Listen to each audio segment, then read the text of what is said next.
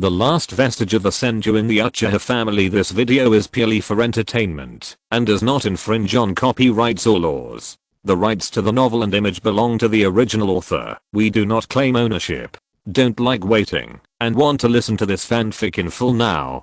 Subscribe to our Patreon, where you'll find the best fanfics. Chapter 51 Naruto. In the basement of a high tower in the west of Lowland City, two teams of Konoha ninjas from different periods stood on both sides of the room, clearly separated, with Queen Sarah lying on a chair in the middle, falling into a coma. The group stared at each other. Obviously no one believed each other. I say. Kakashi scratched his head in distress. How long are we going to stand off like this? Are we going to stop the mission? But we have already introduced ourselves. Why don't you believe us? Namake's Minato spread his hands helplessly. Huh. Self-introduction? Do you guys think we are fools? Not everyone is an idiot like Naruto. Sasuke sneered disdainfully. That's right. Wait. Hey. Sasuke, do you want to fight? At this time, Minato and the other four had taken off their masks. In his opinion, these four faces were the best proof. Minato was the strongest jonin in Konoha and a candidate for Hokage, with prestige comparable to the three ninjas. Zui was the new head of the Aburame clan, and Chozo was also acting as the head of the Akimichi clan, while Akimichi Tofu was guarding the border all year round. These two were both well-known elite jonin in Konoha. As for Shiratori, he was the candidate for the head of the Uchiha clan, or more precisely, the Uchiha Hawks, and the youngest jonin in Konoha. With these four faces in this place, what else did he need to prove? Show you a signature ninjutsu? What a joke. We are not monkeys in a circus. Huh. Minato turned his head and found that Shiratori was making a seal. As Shiratori made a seal, Sasuke suddenly took a step back, his hand already on the hilt of the knife. Heh. Are you ready to fight, now that your lie has been exposed? You guys want to die? What's with that expression on your face? Sasuke found that the three teammates of Team 7 were looking at him speechlessly. Kakashi and Sakura had already roughly guessed, and Naruto. Although he didn't know what happened, since everyone was watching, he had to watch it too, otherwise he would appear to be out of place. After Kakashi stopped Sasuke with his eyes, he focused on Shiratori's obviously not very skilled hand seals. This hand seal seems, and Sakura, who has always had a low presence, pulled Sasuke aside and whispered, "Sasuke, I've seen that kid over there." She glanced at Shiratori and whispered, "You've seen him? Where?" "In my family's photo album. He should really be Uchiha Shiratori." There is a photo in Sakura's family. In the photo, his father and mother squatted on the ground in a row with an uncle with awkward expressions, while the 10-year-old Shiratori stood behind them, stretched out his two little hands, and pressed them on the heads of the Hiruno couple, smiling brightly.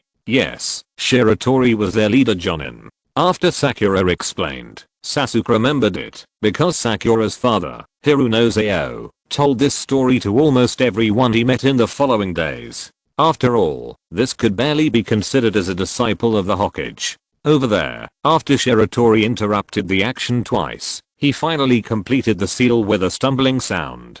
The condensed lightning turned into a thunderball and was held in his palm. For a while, the room was full of harsh electric current sounds. Sasuke turned his head and was silent when he heard the sound. Lightning escaped Chidori. Only 3 people in Konoha mastered this move. Except for himself and teacher Kakashi beside him, the identity of the kid opposite is self-evident. But, this is too weird. Shouldn't that guy be busy with conspiracy in the Hokage's office now? Why is he here? And he has become a child. It should be okay now. Shiratori was sweating profusely. Obviously, he was not proficient in the mastery of Chidori, and even maintaining it seemed very difficult. At this moment, a streak of electric arc happened to hit the sleeping Queen Sarah. Sarah twitched and fell off the chair, and Shiratori was so scared that she quickly cancelled the ninjutsu, put her hands behind her back, and looked up at the sky, pretending that nothing had happened. "It hurts." Sarah opened her eyes, her expression painful, and felt constant pain all over her body. She glanced around blankly, as if she remembered something. Just as she was about to scream, Shiratori covered her mouth with her hands. "Wait a minute. Minato saw Shiratori raise her hand knife, as if he was going to hypnotize her physically again, and hurriedly spoke out to stop him. After receiving Sarah's eyes that she was willing to cooperate, Minato signaled Shiratori to let go of his hand, and explained and comforted her. A few minutes later. No way. How could Lord and Lushan do such a thing? Sarah's emotions were obviously getting excited. But that's the truth. Minato spread his hands. All the residents of Laulan have disappeared. Your Majesty, what you saw were just puppets controlled by him. Now Laulan has become a dead city. I prove that what this big brother said is true.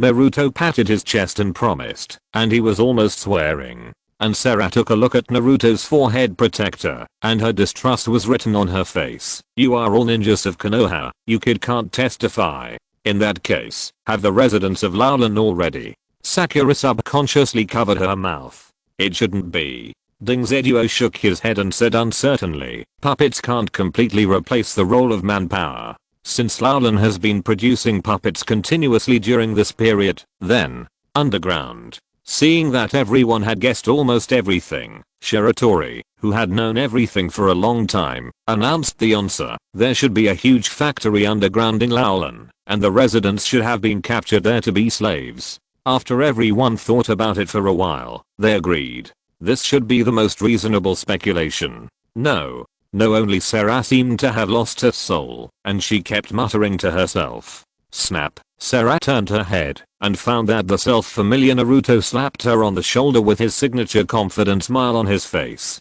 It's okay, let's go rescue your people together and then defeat that guy named and something. Sasuke rolled his eyes. Everything now is just speculation, you idiot. Don't make decisions for us. TSK. Naruto glanced at Sasuke with a sidelong glance, and his disdainful expression made Sasuke want to hit him. What brother Shiratori said must be right. I believe in brother Shiratori. Shiratori brother? Shiratori was a little confused. Are we familiar with each other? Then let's decide it this way. Minato smiled slightly. We can work together to find the entrance to the underground of Laulan. And then sorry Minato, please wait a moment. Aburame Shiwei, who had not spoken, interrupted Minato. I think we should split up into 2 groups and explore the depths of Laulan and a place wherein Lushan is, and, quickly. Why? Didn't you notice that from a while ago, the puppets patrolling outside have all disappeared? Everyone was stunned, as if they realized something. It seemed a little too quiet outside.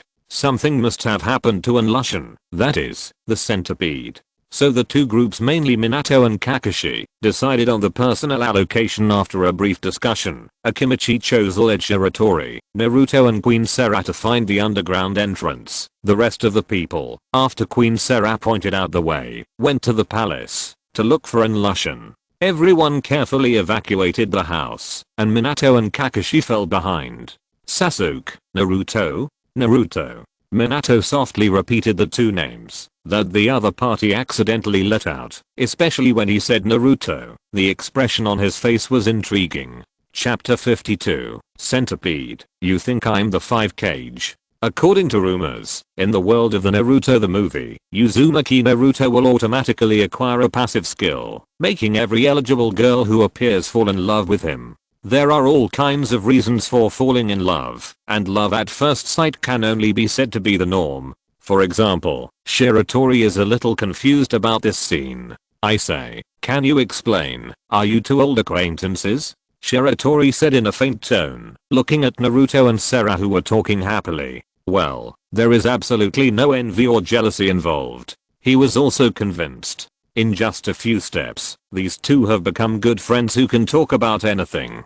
Especially Sarah, who was so cautious before, non-violent and non-cooperative, and would not calm down even without physical hypnosis. But now she is so excited that she almost blurted out the private life secrets of the previous kings of Laulan. Facing Shiratori's question, Sarah snorted coldly and turned her head away, not paying any attention at all, obviously still remembering the previous knife-handed revenge. Naruto scratched his head in embarrassment, calling him brother Shiratori all the time, and saying things like she is a good person, you are a good person, she has never had friends of the same age since she was a child, etc. Akimichi chose a who was lifting the floor tiles in front, couldn't stand it anymore and turned back to glare at them. "What are you doing? We are on a mission. Aren't we going to rescue the residents? Have you found the underground entrance? Why are you guys still talking? Sorry, we were wrong. X3." So they finally got down to business. With the unremitting efforts of everyone, and after careful investigation, the four of them stopped in front of a manhole cover. "There is wind." Shiratori stretched out his hand and tried it, and nodded to Takifu. "It should be here. Let's go down." "Yes." On the other side, relying on the gorgeous Lanoop, Minato and his men did not hide their whereabouts at all, and ran wildly in the direction of the destination. Aburame Shiwei. "Wait a minute, my suggestion seems to be to find out the situation. Shouldn't we sneak in carefully and silently? But seeing how aggressive you are, why do you feel like you are going to attack head on? If you kill everyone, nothing will happen, right?" Just as Zuei began to doubt himself silently, the atmosphere between Minato and Kakashi at the front of the team was a little subtle. Kakashi couldn't help but glance at Minato's face. His mouth under the mask kept opening and closing, but no sound came out. Minato suddenly sighed. "Don't worry about it. What can't you say to your teacher, right, Kakashi?" Hearing Minato's whisper, Kakashi's body trembled and even stumbled. Sasuke and Sakura, who were closest to the two of them, were even more shocked. "Kakashi's teacher, he is the fourth generation?" Exclamation mark. After the inevitable loss of composure, Kakashi immediately regained his composure, at least on the surface, replaced by the extremely suppressed entanglement in his heart. Now that it has been pointed out, he suddenly has a lot of things to say, such as Obito and Rin, and the Ninetales rebellion that year. But when he thought of Shiratori, future words, he hesitated. In fact, the moment Kakashi saw the young Shiratori, he understood everything. All the reactions after that were deliberately done by him, and Shiratori was also acting. From the beginning, Shiratori guessed his identity, and still remembered it 18 years later. Just like this inexplicable action, regardless of the mission of monitoring Kumogakure, they also transferred their Team 7 back to catch some Sand Village rebel ninja. And before they set off, Shiratori's extremely targeted instructions and meaningful expression. "That guy knows everything. Teacher, Kakashi still couldn't resist the temptation of changing the future. As soon as he opened his mouth, Minato raised his hand to stop him. "Kakashi, don't say it." As if he could see Kakashi's thoughts, Minato's tone was unusually stern. "But, no matter what happens here, before leaving, I will use the sealing technique to erase everyone's memory." Minato shook his head slightly and looked directly into Kakashi's eyes with an unquestionable look. Kakashi lowered his head, clenched his fists, and even his nails pierced into the flesh. He was unwilling to give up. At this time, Minato brought up another topic that seemed to be irrelevant to the present. "Kakashi, have you read Jiraiya's book?" Hearing this, Kakashi almost got a stitch in the side, and his emotions were a little incoherent. I don't know what intimacy paradise is. I can't read that kind of banned book. Strange, Minato shouldn't know about this. Minato was stunned. What a mess. That's not what I'm talking about. In a novel that Jiraiya is conceiving, the protagonist's name is Naruto. I have discussed the plot of the novel with him, and think this name is good. Maybe I will give my child this name in the future. Kakashi was silent again. It turns out that it wasn't just him. Minato also recognized Naruto. But seeing that Naruto didn't recognize him, he actually already had a guess. "No, wait a minute. Minato said before that he would erase everyone's memory, but why did Shiratori remember these things? Is it because of the Mangeki Sharingan?" Yes, the ability of Shiratori's right eye's Mangeki is. And this guy seems to have opened the Mangeki before the Ninetales rebellion. It's a pity that the current young Shiratori doesn't know that Naruto is Minato's son. That guy's Sharingan must be able to find out that Naruto is the Ninetales Jinchuriki, plus Kushina is the Ninetales Jinchuriki. Naruto is the son of Minato and Kushina, but doesn't know his father, etc. He should be able to guess a lot of things. Shiratori, no, I know everything. Should I remind Shiratori? Anyway, that guy should have recognized me. It wouldn't matter if I said a few more insignificant unintentional words. We are here. The situation below. Namake's Minato didn't know how to describe it for a moment. A group of people rushed up a high tower, stood on the edge of the tower, and looked down at the square in front. Everyone's face was a little confused. The densely packed puppets were lying on the ground one by one, almost filling the entire square. Their upper limbs were crossed on their chests, looking very peaceful. This scene seemed to be a sacrificial activity of a large cult. And in the middle of them, a huge centipede-like puppet collapsed on the ground, as if it was being trained. The humiliation in Mr. Bezu's heart could not be described in words. Half an hour ago, when this hunchbacked figure broke into the palace and came in front of him, he knew what occupation level suppression was. With a wave of his hand, he severed the connection between himself and the puppet army, and the puppets he created directly became toys of the other party. He threw out a few chakra lines to deprive himself of the control of his puppet body, and it was useless to transform into a complete form, and even the connection with the dragon vein was cut off. This method is simply the king among puppeteers, or even a god. What made him collapse the most was that the character of this puppet master god was quite bad. For example, now, Scorpion of the Red Sand threw out 5 chakra lines with one hand, connecting various parts of Centipede's body, completely paralyzing the opponent's puppet body, while the other hand fumbled around on Centipede's body, commenting from time to time, and kept muttering. The design here, although it is a rubbish technology from more than 10 years ago, it has been improved according to its own creativity, which is good. These two joints, have too much flexibility and lack of strength, which can easily become a weakness. If it were me, I would. This part is completely unnecessary. Let me see. TSK. Giving up practicality for the pursuit of beauty. Stupid. Centipede's only movable head shook wildly. Even though he knew he couldn't beat him, he wanted to take a bite of the opponent. Even if you are the legendary Scorpion of the Red Sand, you can't belittle me like this. Don't I have face? It's too bullying. Mr. Scorpion. Kisame reached out and grasped Samehada on his back, looking up at the uninvited guests not far away. I don't think now is the time to discuss puppet technology. Well, I know, there are a few little bugs secretly spying. Scorpion didn't even raise his head. Do the little bugs you mentioned also include the 4th Hokage of Konoha village? Scorpion was stunned and turned to look, and Minato Namake's on the high tower seemed to be observing him.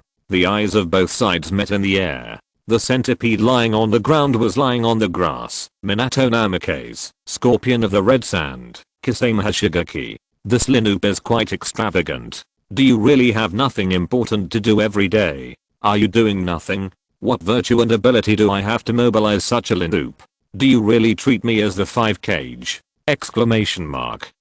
Chapter 53, Minato Namake's vs. Scorpion of the Red Sand. Everyone in Konoha landed on the ground, keeping a safe distance from the puppets lying on the ground. Kisame and Sasori also looked up and down at these unexpected guests with interest, and Kisame, who was originally intended to act as the little transparent person next to Mr. Sasori, was noticed first. Big Sword Samehada? Are you the 7 ninja swordsmen of Kurigakure? Aburame, who had just retreated from the southeast battlefield, noticed the unknown long object wrapped in bandages behind Kisame at a glance. He was too impressed by this thing. After all, during the melee of the Jonin, he was hit by the watermelon mountain puffer demon with this thing, and flew away several times. Be careful, he is a Shigeki Kisame, a rebel ninja of Kurigakure, and his strength is very strong. The moment Kakashi saw Hashigaki Kisame, he was shocked. He didn't expect to meet this difficult guy here, and Zui had obviously heard of this name. Hashigaki Kisame? I know you, the genius ninja of Kurigakure. Before, you were evenly matched with Shiratori in the southeastern battlefield. I didn't expect that. At some point, you actually betrayed Kurigakure. Did even the 7 ninja swordsmen betray the Mizukage? The 7 ninja swordsmen? I didn't. Kisame grinned, his mouth full of fangs making his smile seem a little cruel. If I hadn't betrayed the village, I wouldn't have had the chance to take up Samehada. Then Ziguishin. At this time, a deep voice interrupted their conversation. Do you need me to move a few chairs over so that you can sit over and chat? Scorpion really couldn't bear it anymore. What are you doing? Are you reminiscing about the past? Can you be more serious? There's still a standoff here. Where do you get so much to say? What's there to talk about? Exclamation mark. Beizu, who was forcibly controlled in place, also agreed with this. You can talk, but can you let me go first? He always had an illusion that his owner was walking his dog downstairs and happened to meet someone he knew, and he was the dog lying on the ground, bored and waiting for his owner to finish chatting so he could go out and have fun. Who is this? Minato and Shuei looked at Kakashi subconsciously. Kakashi shook his head, saying that he had never seen him before. Scorpion felt that he was being looked down upon. I'm Scorpion of the Red Sand, just a nobody. Kakashi's pupils shrank. Scorpion of the Red Sand? Exclamation mark. The legendary missing strongest puppeteer in the ninja world? Exclamation mark. Counting Kisame Shigeki next to him. It is said that before the outbreak of the Ninja World War, Scorpion and the Sandaime Kazekage disappeared together. Minato narrowed his eyes. In that case, the Sandaime Kazekage was killed by you. Scorpion moved his fingers, and the centipede who was eating watermelon next to him also moved involuntarily. The Sandaime Kazekage? Haha. You may be able to see him soon. The huge puppet body of the centipede suddenly rose up, covering the sky like a mountain, and the distance of dozens of meters was reached in an instant. Boom! Exclamation mark. A heavy punch hit the ground, and everyone dodged in all directions. The shockwave swept around with gravel. Minato landed steadily, stretched out his arms to block the smoke and dust, and hurriedly spoke in the direction of Scorpion. Wait a minute, there is no need for us to fight. I just want to see the centipede, or in Lushan. Centipede? The one who hit you is. Under the control of Scorpion, the centipede wantonly destroyed everything around it, and with a sweep of its tail, the positions of everyone were completely disrupted. It seems that fighting is inevitable. Minato held the flying thunder god Kune with his backhand, looking at Scorpion's hunched body from afar, his momentum rising. I'm so sorry. The centipede is my trophy. You want it? Sure. Defeat me and snatch it from my hand. I've heard of Minato Namikaze's name for a long time. Let me experience it today. Minato, who entered the fighting state, stopped talking and rushed straight towards Scorpion. Kisame sighed and reluctantly pulled out Sumehada from his back. Mr. Scorpion, you really know how to cause trouble. Kisame boy, Minato Namikaze is mine. You are not allowed to interfere. No one is competing with you. Kisame swung Sumehada, grinning and approaching the closest Aburame Shuei. And as Kisame left, Minato only had one person left in his eyes, Scorpion of the Red Sand. He dodged a laser cannon released by the centipede and threw the kunai at Scorpion with force. Scorpion reached out and caught the kunai steadily. Only this, before he finished speaking, the strongest puppeteer in the ninja world was slightly startled and turned around to block without hesitation. Bang! Minato's punch was blocked by Scorpion. So, is this the flying thunder god technique? Coming without a trace, leaving without a trace, as fast as teleportation. After failing to hit, Minato decisively chose to evacuate, and the moment Minato disappeared, two sharp blades popped out from Scorpion's arms, smashing Minato's afterimage to pieces. Scorpion quickly turned around and threw the hot flying thunder god kunai back in the direction he remembered. Sure enough, Minato appeared in the same place, and what greeted him was the kunai that was about to pierce his face. Give it back to you. The flying thunder god kunai actually pierced Minato's head directly. It was afterimage. Not good. Scorpion, who suddenly felt something was wrong, made the most correct decision in a flash. He gave up blocking and quickly moved to the right. At this moment, Rasengan. Minato once again turned into a ghost and appeared behind Scorpion, pressing the chakra ball in his hand that was spinning at high speed and compressed to the extreme hard on the opponent's shoulder. Boom! Exclamation mark.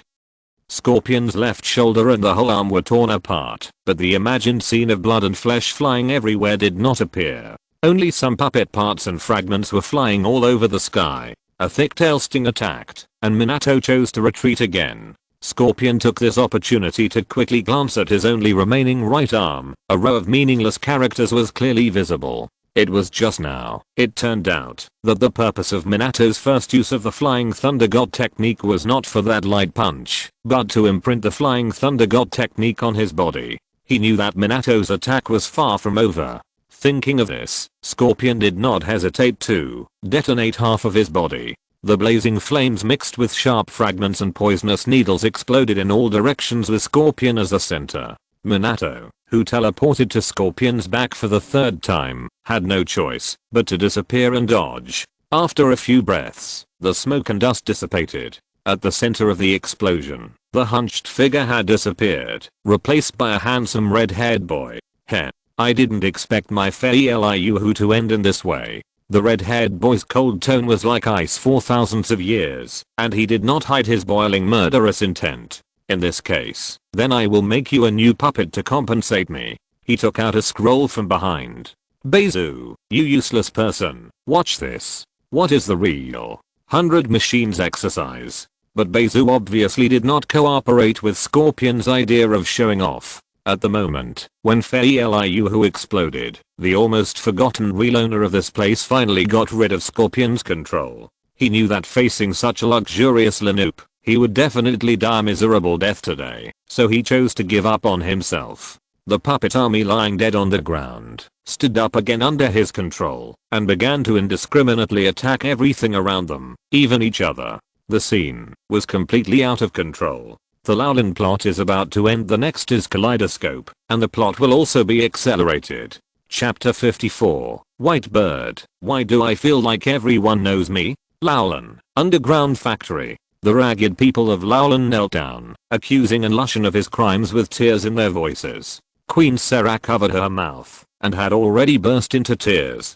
Naruto next to her was also indignant, and joined everyone in denouncing. Shiratori was also in a heavy mood. It stands to reason that the centipede should have taken action personally at this time. It's over. The development of the plot is out of control. From the moment he entered Laolin, he used words to guide the Konoha team to find the truth. However, first the visitors from the future changed from Shai and Zhang plus Naruto to all members of Team 7, and then the puppet army disappeared. In the end, no one was in charge of this underground factory. He was panicked, very panicked, and didn't know what kind of storm this butterfly would fan out. Now even if he was told that there was a Deidara flying in the sky outside and throwing his own artworks around, he wouldn't be surprised. Boom. The underground space suddenly shook, and it wasn't just once, but continuously. It felt like a seriously ill Godzilla was dancing on top of his head. Something happened. It's possible that Minato and his men were fighting with the centipede.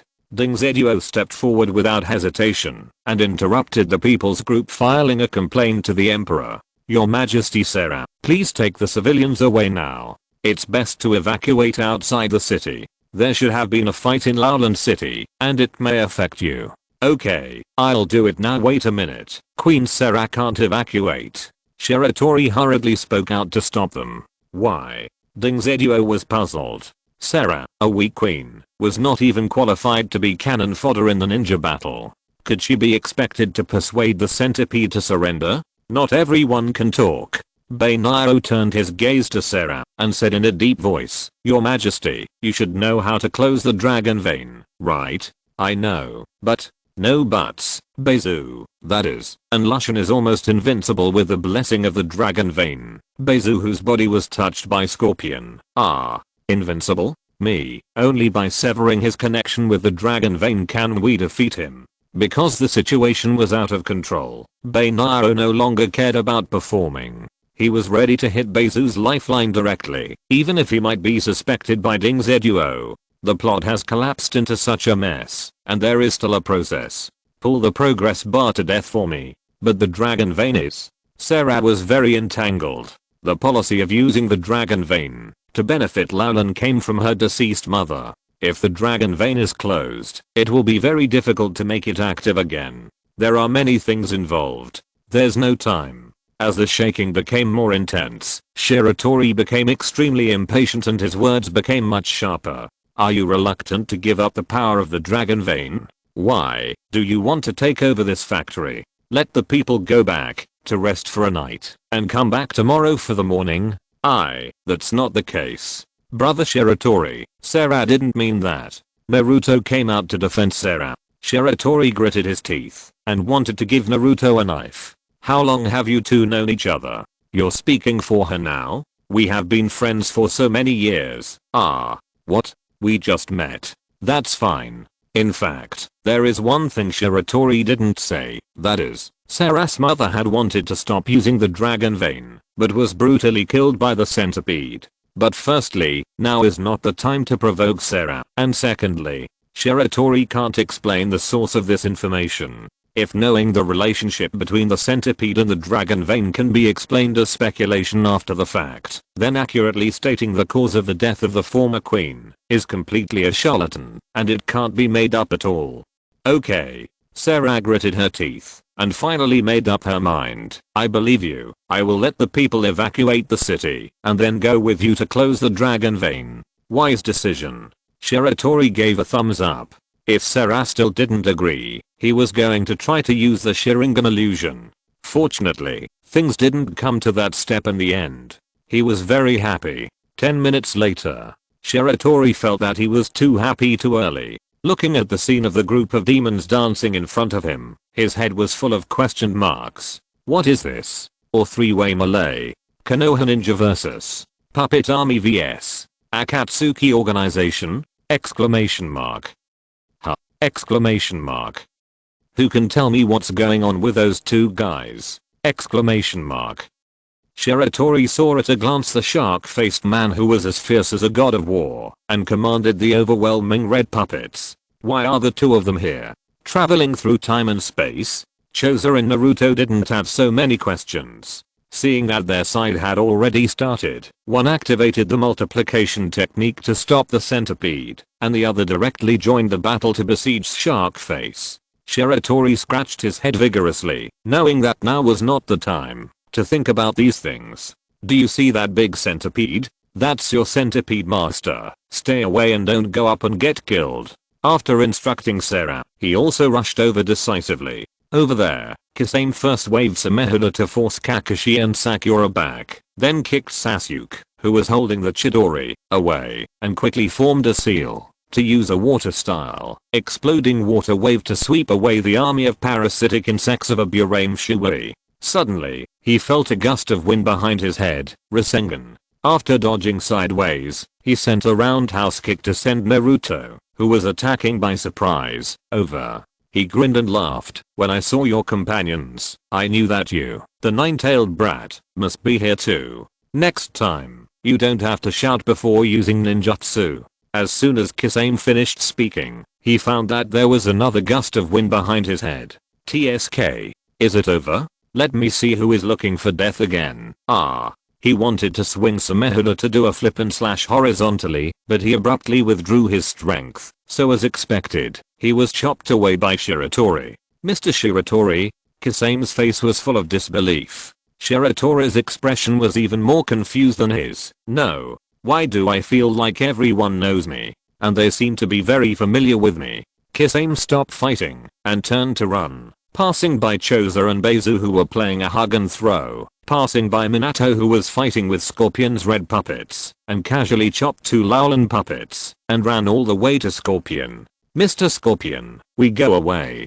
Don't be my sight. Scorpion was almost tortured by Minato. Although from the scene, these two big guys can't take each other down for the time being, but overall, Namake's Minato firmly took the initiative. Minato walked through the red puppets, feeling like he was not touched by a single leaf, and 100 puppets that Scorpion controlled with the 100 machines exercise had been chopped down by Minato. But after Scorpion basically figured out the teleportation mechanism of the Flying Thunder God technique, Minato could hardly exert his ability to assassinate at close range. As for why it was almost, looking at the Shuriken stuck in Scorpion's head, Kisame almost laughed out loud. After all, it was the invincible yellow flash. Even though Scorpion had taken out the human puppet of the Sandaime Kazekage to protect himself, Minato still took the opportunity to give him two hard blows. If he hadn't transformed himself into a human puppet, the only vital part was the regeneration core in his chest, and he might have been lying down.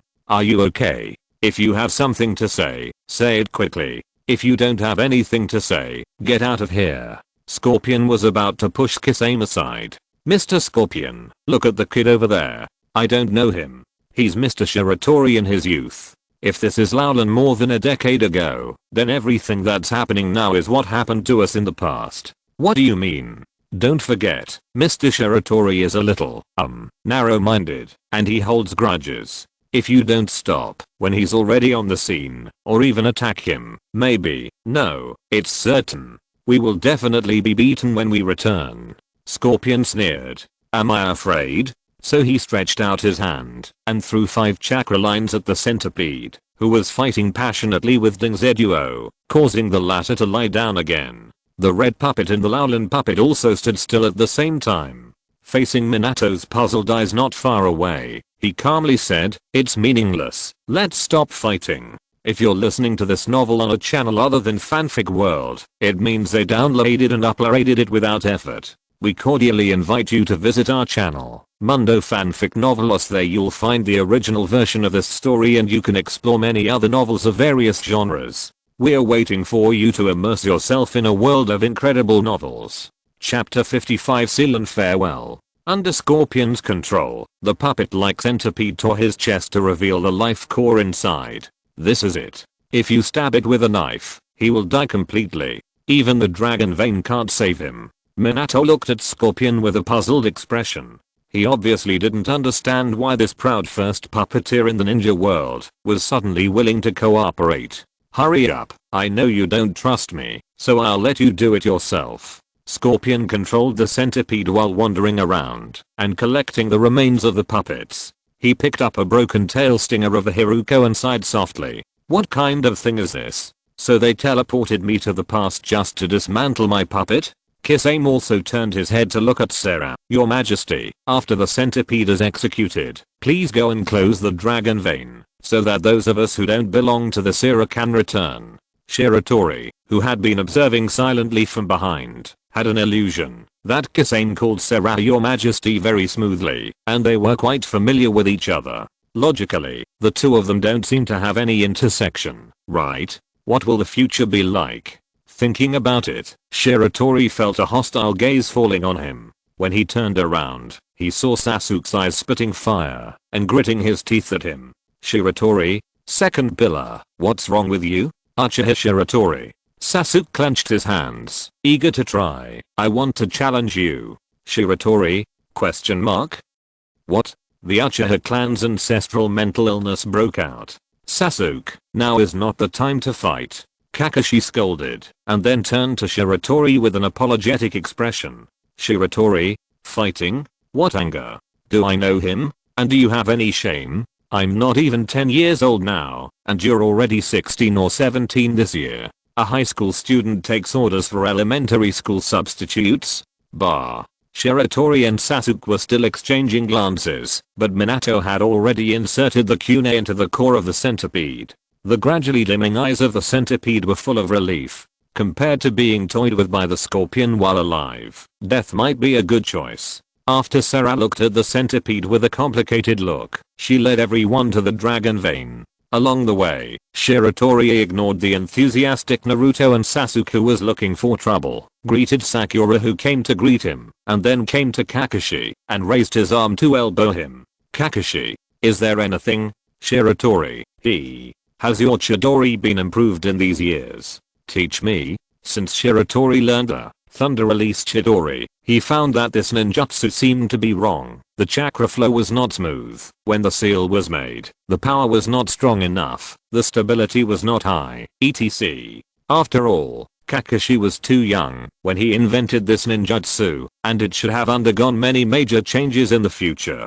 Kakashi, well, of course, but can you really remember it? I mean, your memory should be sealed.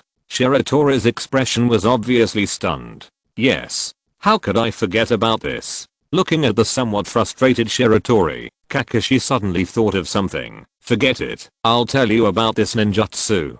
Kakashi said a lot of things, and Shiratori took notes seriously, regardless of whether this memory could be preserved. At the end, Kakashi changed the subject. You should know what a tailed beast Jinkriki is, right?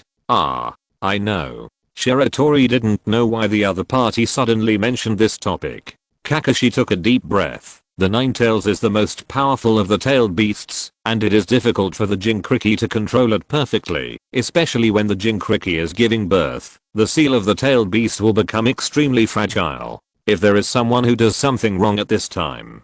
Do you understand? Understand. Shiratori knew what Kakashi wanted to remind him, but he could only choose to play dumb. The Ninetales rebellion. But what's the use of reminding? Memories are always sealed. Is Kakashi sure that this memory will be remembered? He didn't understand, but Kakashi seemed to have put down some burden in his heart, and even his steps became lighter. We are here. Feeling the huge power emanating from the dragon vein, Sarah walked towards the altar step by step. Laulan prospered because of the dragon vein, but it also fell into a huge disaster because of the dragon vein. As Sarah closed her eyes and raised her hands and clasped her fingers together, after a moment, the boiling dragon vein gradually calmed down and entered a different kind of hibernation. There is only one last step left.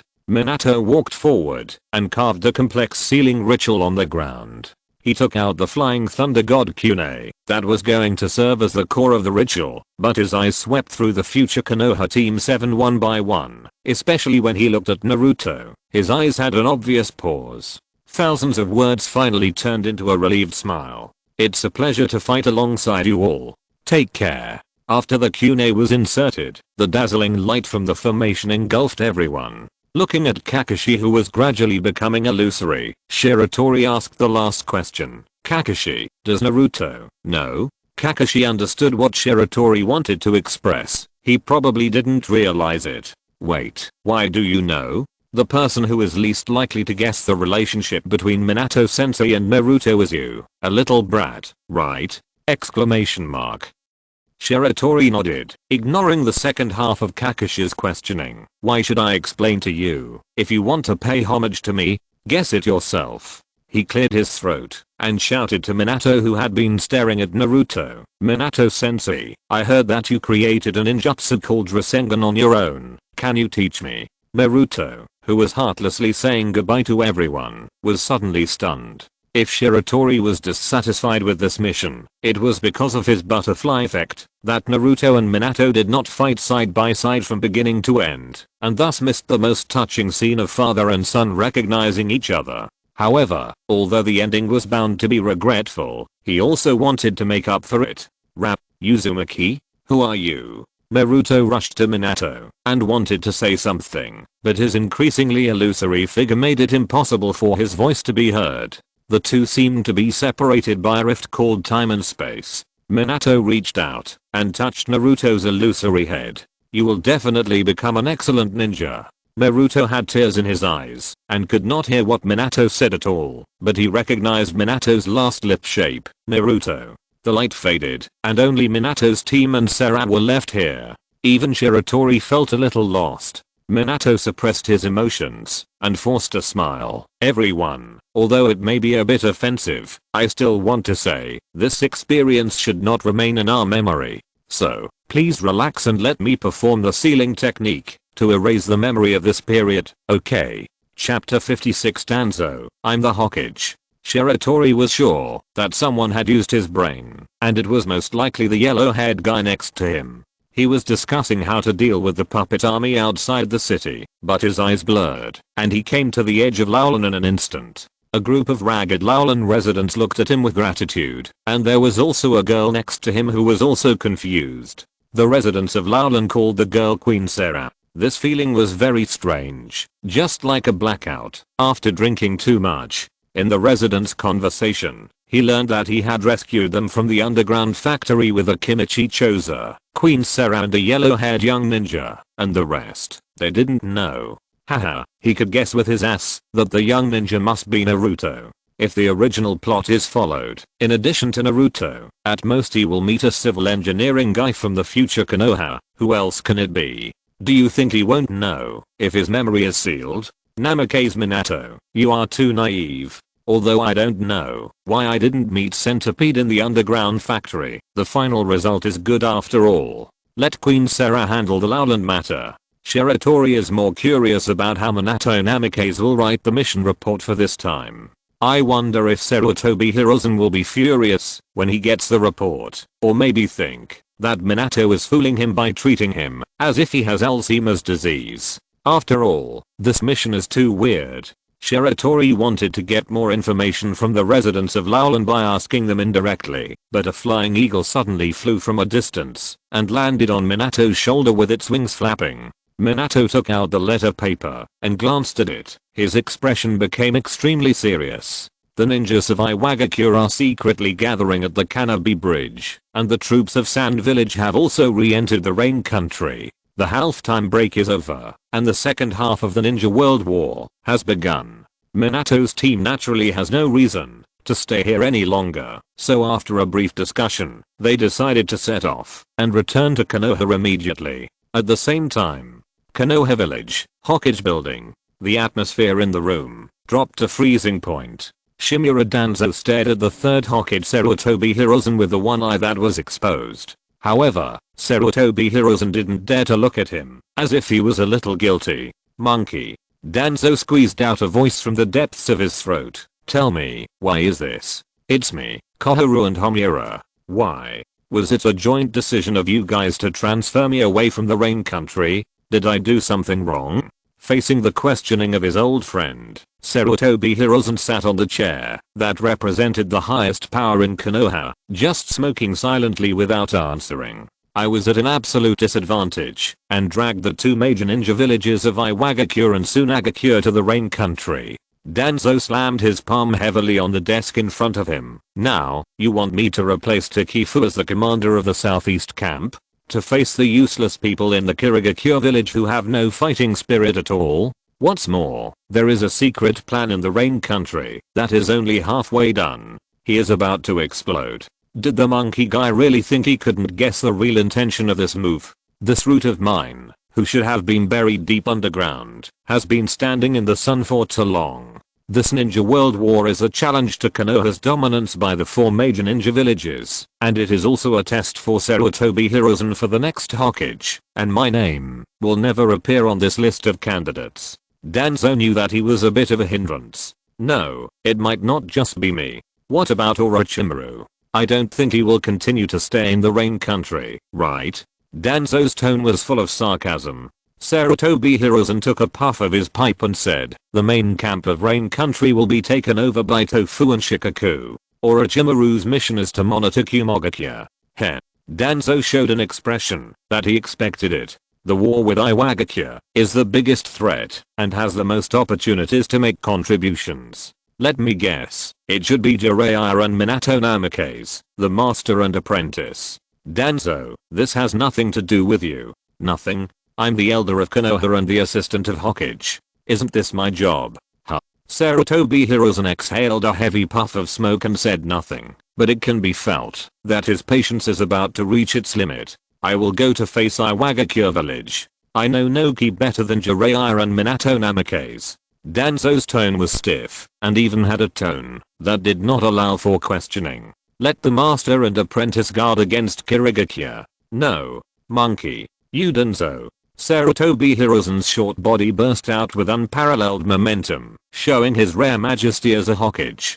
Don't forget, I'm the Hokage. Facing Danzo's angry eyes, he no longer dodged his gaze. You always like to talk about sacrifice and dedication, so now, it's time for you to sacrifice for Konoha. Immediately go to the southeast camp to defend the hidden mist village. This is the order of the Hokage. Yes, Hokage. Danzo looked up and looked around. His eyes contained anger and also had almost undisguised ambition and greed. This is the office of the Hokage, and all the details of this room have long been deeply imprinted in his mind. Monkey, you are the Hokage, but I will become the Hokage sooner or later. He turned around and left without saying anything more. Looking at the back of his old friend, Shiratori Hiruzen finally softened his heart. As compensation, you can choose any ninja in the village to follow you. Bang. The door of the office was slammed shut. Somewhere in the ninja world, the withered white-haired old man walked slowly in the dark and damp underground cave, holding a strangely shaped sickle in his hand as a walking stick. With a hunched body and staggering steps, he seemed to have lost his vigor and vitality in the past and became an ordinary old man who was about to die. One step, 2 steps. The old man moved his feet with difficulty and came to a huge flower bud shaped golem and sat on the wooden chair under the golem. A strange white creature suddenly emerged from the ground. Master Madara, I'm a fairy. I followed the Konoha team all the way to Laulan, but I didn't expect that there was such a terrifying power under Laulan. My perception ability was strongly disturbed. This strange creature named a fairy was undoubtedly a chatterbox, and he kept talking non-stop. The old man just sat there and listened silently, and it seemed that he didn't even have the strength to speak. That's it. Because of the interference of the dragon vein, I don't know what happened in Laulan City. That is to say, you didn't bring back any useful information.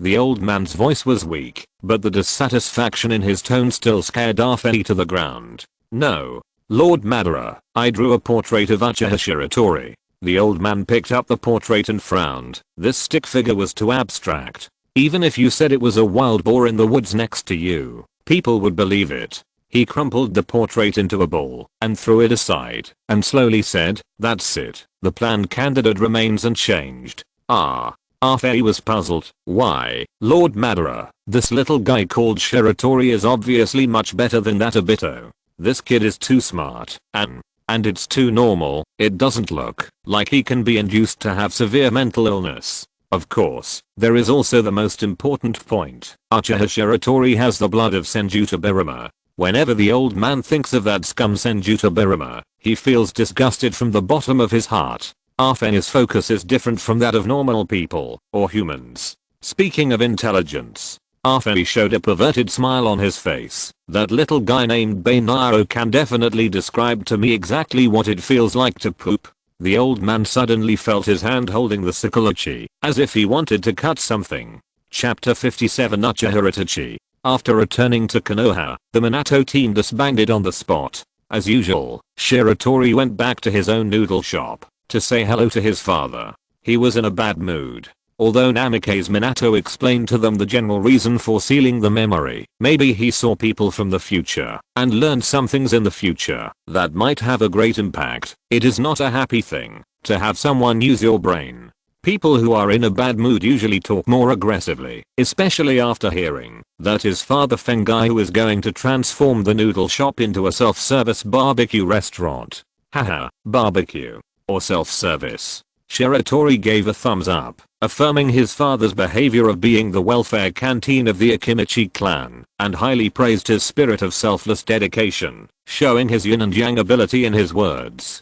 Fengai was angry, so the little yin and yang man was kicked out again. Well, every time he returned to the village after a mission, he would be kicked out of the house, and Shiratori had gotten used to it. 10 minutes later, in front of Uchiha Setsuna's mansion, Shiratori, who came to eat for a meal, ran into Fugaku and his son. Uncle Fugaku and Itachi, good morning. Oh, it's Shiratori, long time no see. Uchiha Fugaku showed a kind smile, while the 4-year-old Uchiha Itachi hid behind his father, his eyes dull and his face pale and frightening.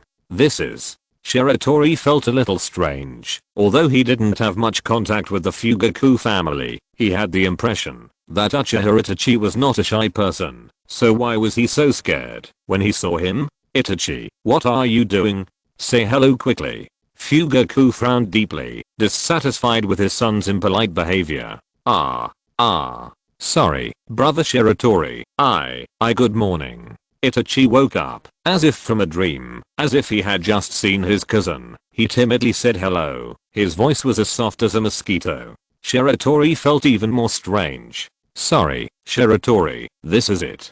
Fugaku was a little helpless and took the initiative to explain. It turned out that Itachi was taken to the front line by him. Although the Ninja World War had entered the halftime break and the major ninja villages had maintained sufficient restraint during this period, everything on the battlefield was not something a 4-year-old child could accept. Shiratori looked at Fugaku speechlessly. 4 years old was the age of going to kindergarten in his previous life.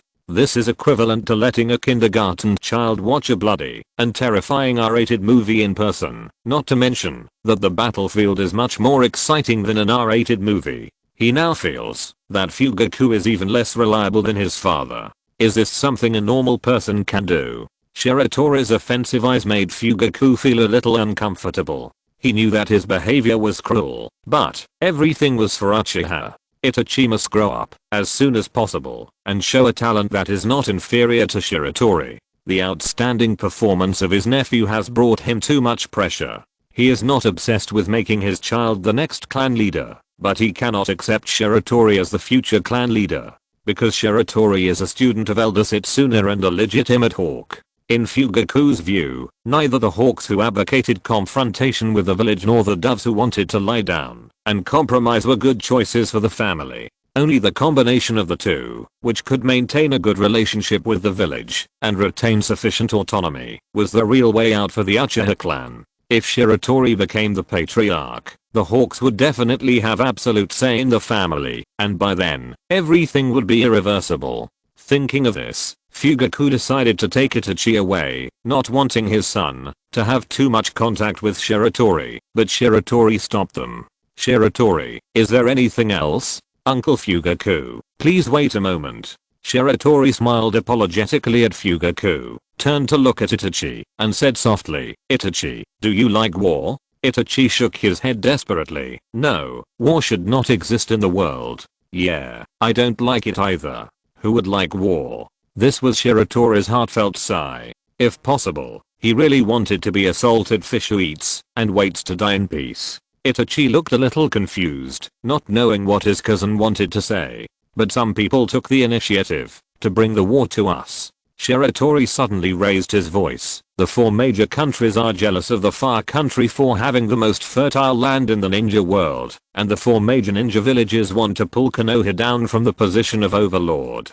Konoha has never taken the initiative to start a war since its establishment, but these bastards from the enemy countries have threatened Konoha again and again. Hearing this, Itachi's little face also showed an angry expression. Shiratori reached out and patted Itachi's shoulder and said in a deep voice, Itachi, if someone broke into your door with a sharp weapon and wanted to rob your family's property or even kill your parents, what would you do? I would. Itachi clenched his fists. Yes, this is the truth of this war. Konoha ninjas don't like war, but we must also teach these bastards a lesson. In my opinion, all ninjas who defend Konoha and the Land of Fire, no matter which family they come from, are heroes of Konoha. Yes, they are heroes of Konoha. So, is Itachi willing to be such a hero in the future? Are you willing to be a hero who will not be restricted by family concepts, put the interests of the village above the interests of the family, and do everything for Konoha? Shiratori's ulterior motives are revealed. He just thought a lot, such as whether Itachi's future extremism was caused by Fugaku at this time.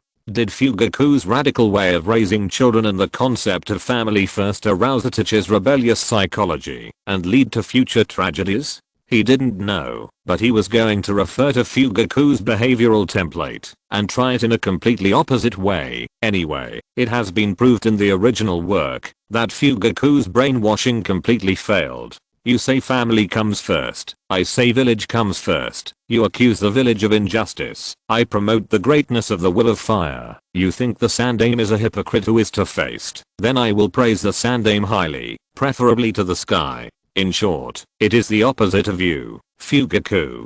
As for whether it will backfire and make Itachi believe in the greatness of the Konoha high-level officials and join the camp of the Konoha high-level officials in advance, haha, it doesn't matter. In the original work, he became Itachi who was exterminated from the clan. Could there be a worse situation? But language is pale after all. Itachi must see it with his own eyes and experience it personally. The pile of shabby things of the Konoha high-level officials are obvious to all, and the situation of the Uchiha clan is no secret. Shiratori firmly believes in the truth that the higher you praise, the harder you fall, and he is looking forward to the day when the image of the Konoha high-level officials collapses in Itachi's heart. Of course, this was just an insignificant attempt. If Itachi eventually turned into the Itachi in the original book, he would not be soft-hearted, no matter if the other party was his cousin or not. Well, in the future, I have to play the role of Konoha's loyal minister and discuss life with Itachi.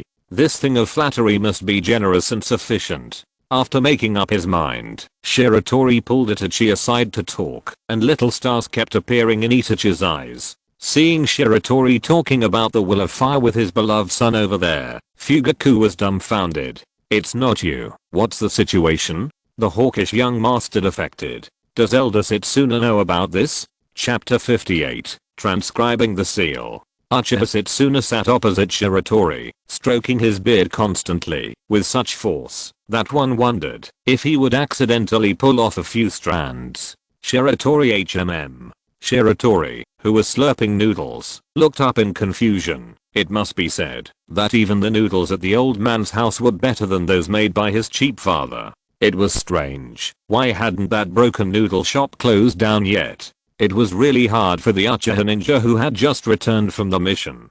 Tell me the truth. Have you come into contact with some bad people recently, such as Shizu from the southeast camp?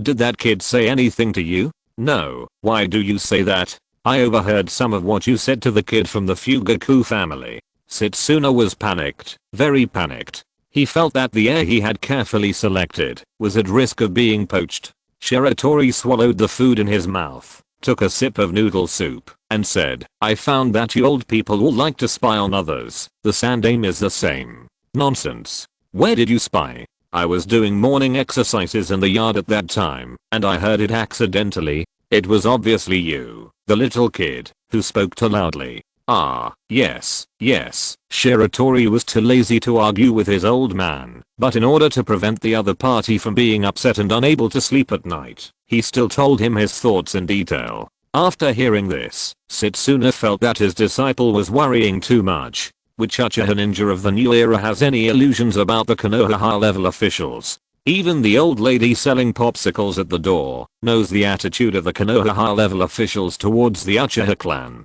Sarutobi Hiruzen, Shimura Danzo, Mitokado En and Utane Koharu are all students of Senju Tobirama and Jiraiya, Orochimaru and Namikaze Minato, who may become the next Hokage, also belong to the Senju clan. The confrontation between the Uchiha clan and the Konoha clan is actually the continuation of the 1000-year feud between the Uchiha clan and the Senju clan. Unless the current Konoha clan dies suddenly one day, this kind of suppression and hostility will never be eliminated. Of course, there are also some problems of the Uchiha clan itself. So in Setsuna's view, the conjecture that Uchiha Itachi may join the Konoha clan to fight against the clan in the future is simply a fantasy. Shiratori disagrees with this. Can I still make mistakes in an open book exam? Who can guarantee that the Uchiha clan, which has always been known for its abundance of mental illness, will not give birth to the most extreme super mental illness in history? In the original work, Fugaku, the clan leader, watched Uchiha Itachi slaughter the entire clan in order to fulfill his son's righteousness and avoid the tragedy of the so-called father and son killing each other, while he and his wife sat quietly at home and waited for the slaughter.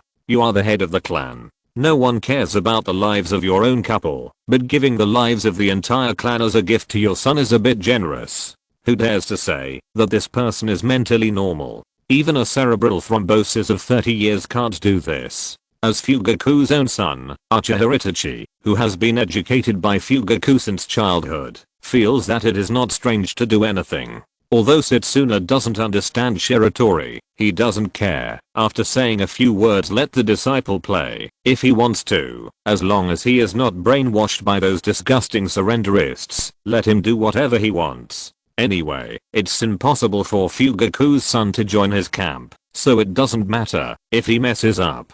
By the way, Setsuna seemed to suddenly remember something important. You are a Jonin now, right? Yes. There was originally a final review of the Jonin class, but the Jonin squad leader Akimichi Torikaze and the newly appointed vice squad leader Narashikaku were not in Konoha, so they simply kept things simple and cancelled the review. Not to mention that it was Akimichi Torikaze who recommended him. Well, now you can also read those scrolls in the clan that only the Jonin have the right to view.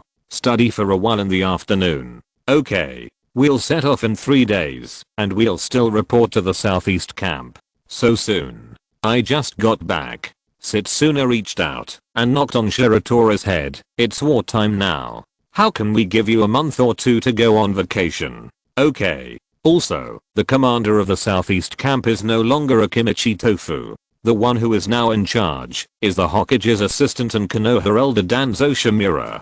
Puff, cough cough cough. This crappy news caught Shiratori off guard, and a noodle spurted out of his nose. Eat shit. Go study now. In his mind, even if the 7 ninja swordsmen were tied together, they would not be as dangerous as Danzo. Damn, why did this maggot go to the southeast? Can't it stir up shit somewhere else? Exclamation mark. Seeing the white bird leave in a hurry, Setsuna shook his head helplessly. He stood up and left the house through the back door. He turned left and right in the clanland and finally came to a remote mansion. He didn't knock on the door, but pushed it open. Who is it? Setsuna? Yes, brother Huoshi, it's me. In the yard, an old man who looked older than Setsuna was basking in the sun on a recliner. The old man was thin and had thick black cloth wrapped around his eyes. He was obviously a blind man. Setsuna walked to the old man, squatted slightly, and said, "Brother Huoshi, how do you feel today?" It's still the same. Feeling the vitality slowly dissipating is also a novel experience. Haha, the old man knew that he didn't have much time left, but he was very open-minded when facing life and death. Setsuna didn't say anything, just squatted quietly. Huh, what's wrong with you today? Let me guess, are you going to ask me to help? Yes. Although he couldn't bear it, Setsuna's answer was unusually decisive. The old man was obviously stunned, but after he was sure what Setsuna said, he suddenly laughed. The laughter echoed in the yard for a long time. Is this day finally here? I've been waiting for this day for too long. Tell me, what do you need me to do?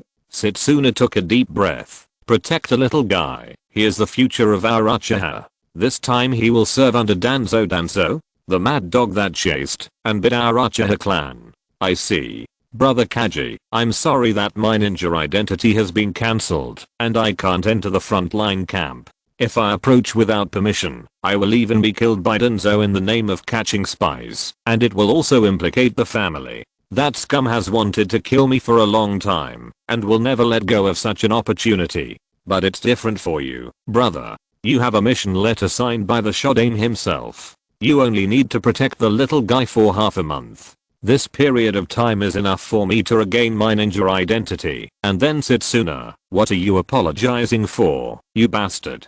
Isn't this a good thing? The old man looked up. Although he couldn't see the clear sky, he could feel the warm breeze. I'm dying. I can contribute to the family before I die. You should be happy for me. In the secret room.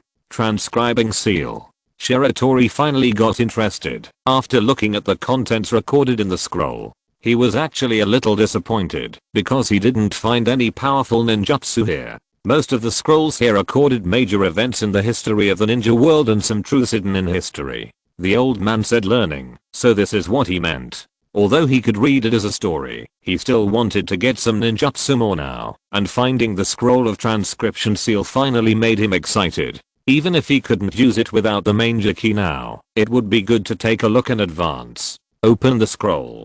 Put the scroll back. Fuck. Title scam. I didn't expect it to be a historical event, but this time it was the Uchiha clan's own business. The scroll recorded that when Uchiha Raizuna was dying, he used his last strength, exhausted all his pupil power, and launched a transcription seal with all his strength, sealing his manger key pupil technique into the eyes of a young man in the clan. This time, the transcription seal that exhausted all his pupil power was too strong, causing the boy to never open his eyes again. Opening his eyes will activate the manger key pupil technique. Chapter 59. White Bad Team is established. Why hasn't Shiratori come out yet? Has he talked to the Hokage for so long? Damn it. It's really uncomfortable to wait for judgment. Red Bean, who do you think is the most likely among us? It should be Hayate. After all, apart from that monster Shiratori, Hayate is the strongest in our class. And the other one is Hyuga Chinatsu.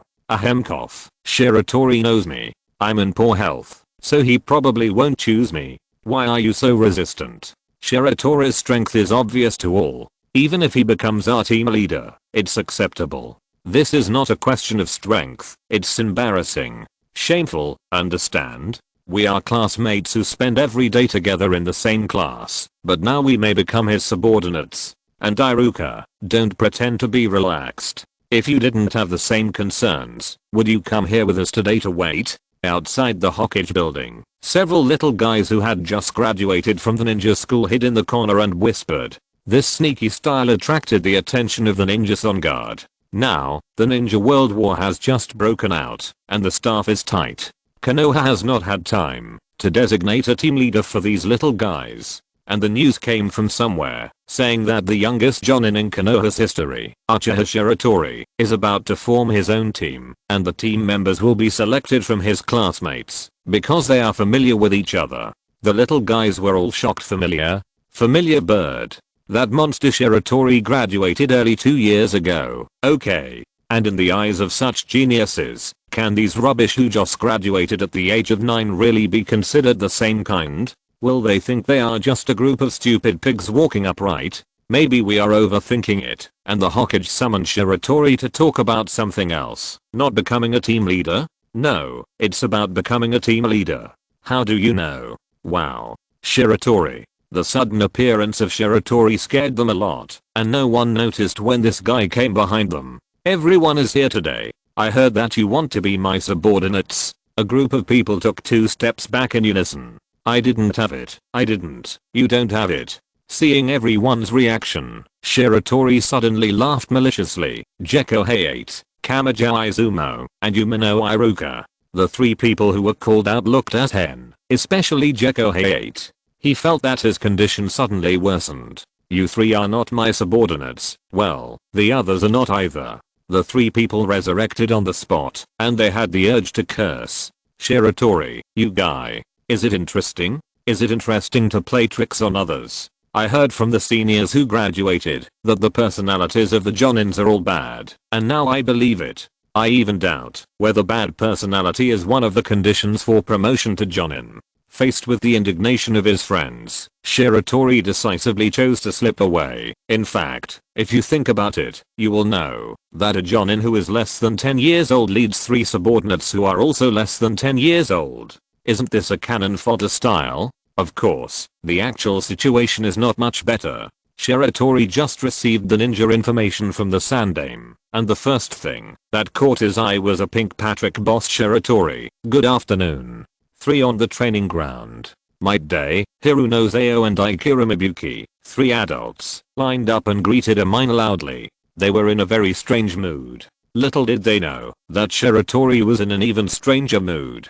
Kei's father, Sakura's father, and the suspected Sakura's mother, you say strong. 2 mediocre talents, relying on seniority to get to the top of the list, plus a 10,000-year-old genin, you say weak. Mibuki is barely a medical ninja, and Might Day probably can't kick 6 paths Madara to death, even if he opens the 8th gate, but it's not a big problem to drag one of the 5 Kage to death together.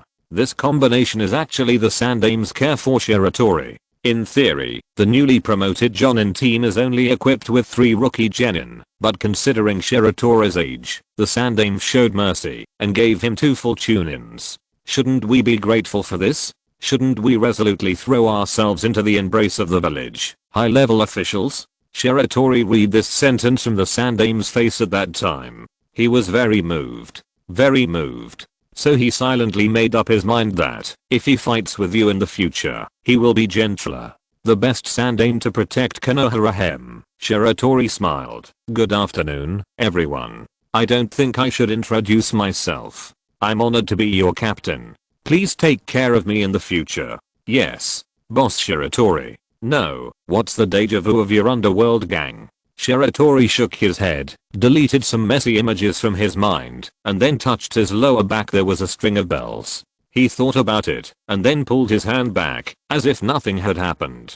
Let's not talk about whether everyone is an adult and needs to play this kind of game to enhance their relationship, and Zayo and Mibuki will definitely not be able to grab it. The key is that my guy and Shiratori are really afraid that this uncle will have too much fun and will start praising youth and open the 8th gate of the 8 gates to send him away. It is said that Might Guy's 8th gate is reserved for Kakashi, so it is reasonable for Might Guy to leave the 8th gate of burning youth to his own team leader, right?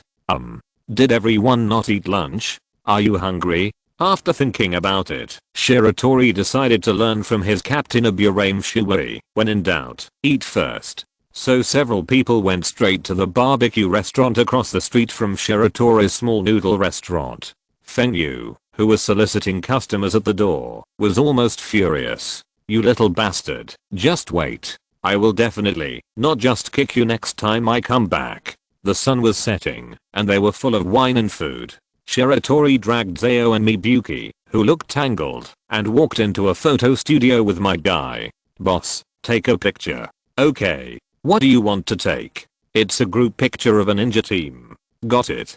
Come on, kid, stand in front." The boss was stunned because he saw the boy walk directly to the back and signaled his 3 subordinates to squat in front. Matt Day squatted in the middle with a nonchalant look on his face and was even a little excited, but Zayo and Mibuki on both sides were somewhat reluctant, mainly because they were so embarrassed. "Boss, it's time to start."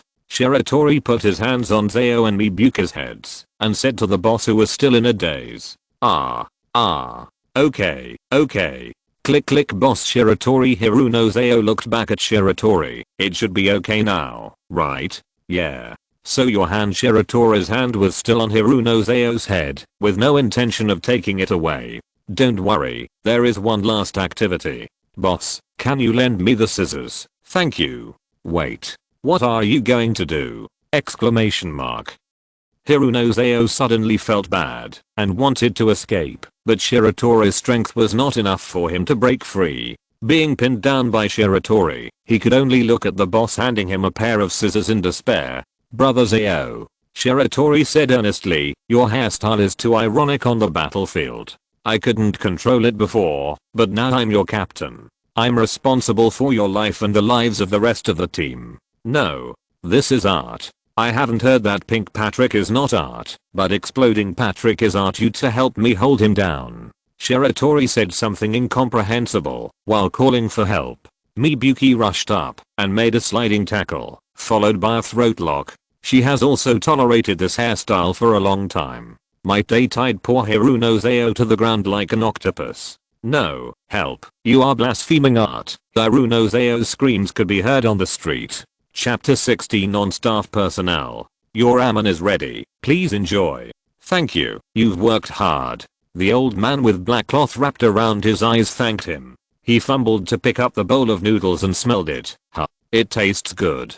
It doesn't seem as bad as the rumors say." Feng Yu turned his head to look at Uchiha Setsuna, who was sitting next to the old man, with a flattering smile on his face. "Elder Setsuna, do you want to eat? I'll make you a bowl too." "Get lost." "Okay." Seeing Feng Yu's lackey-like appearance, Setsuna's eyes twitched. "No, where was your courage to block my door with a kitchen knife?" Cough cough cough. "Wait a minute." The blind old man put down his chopsticks with a painful look on his face. He stopped Feng Yu, who was about to leave obediently, and started to take out his wallet. "Oh my lord Huoc, you can't do that. I'm treating you to this meal. You don't have to pay." "I don't want to pay." "You take your wallet and go to Ichiraku Ramen to buy me a bowl of noodles." "Really? How come such a bad noodle shop hasn't closed down yet?" "Your child can still grow up healthy under such torture, which is also a gift."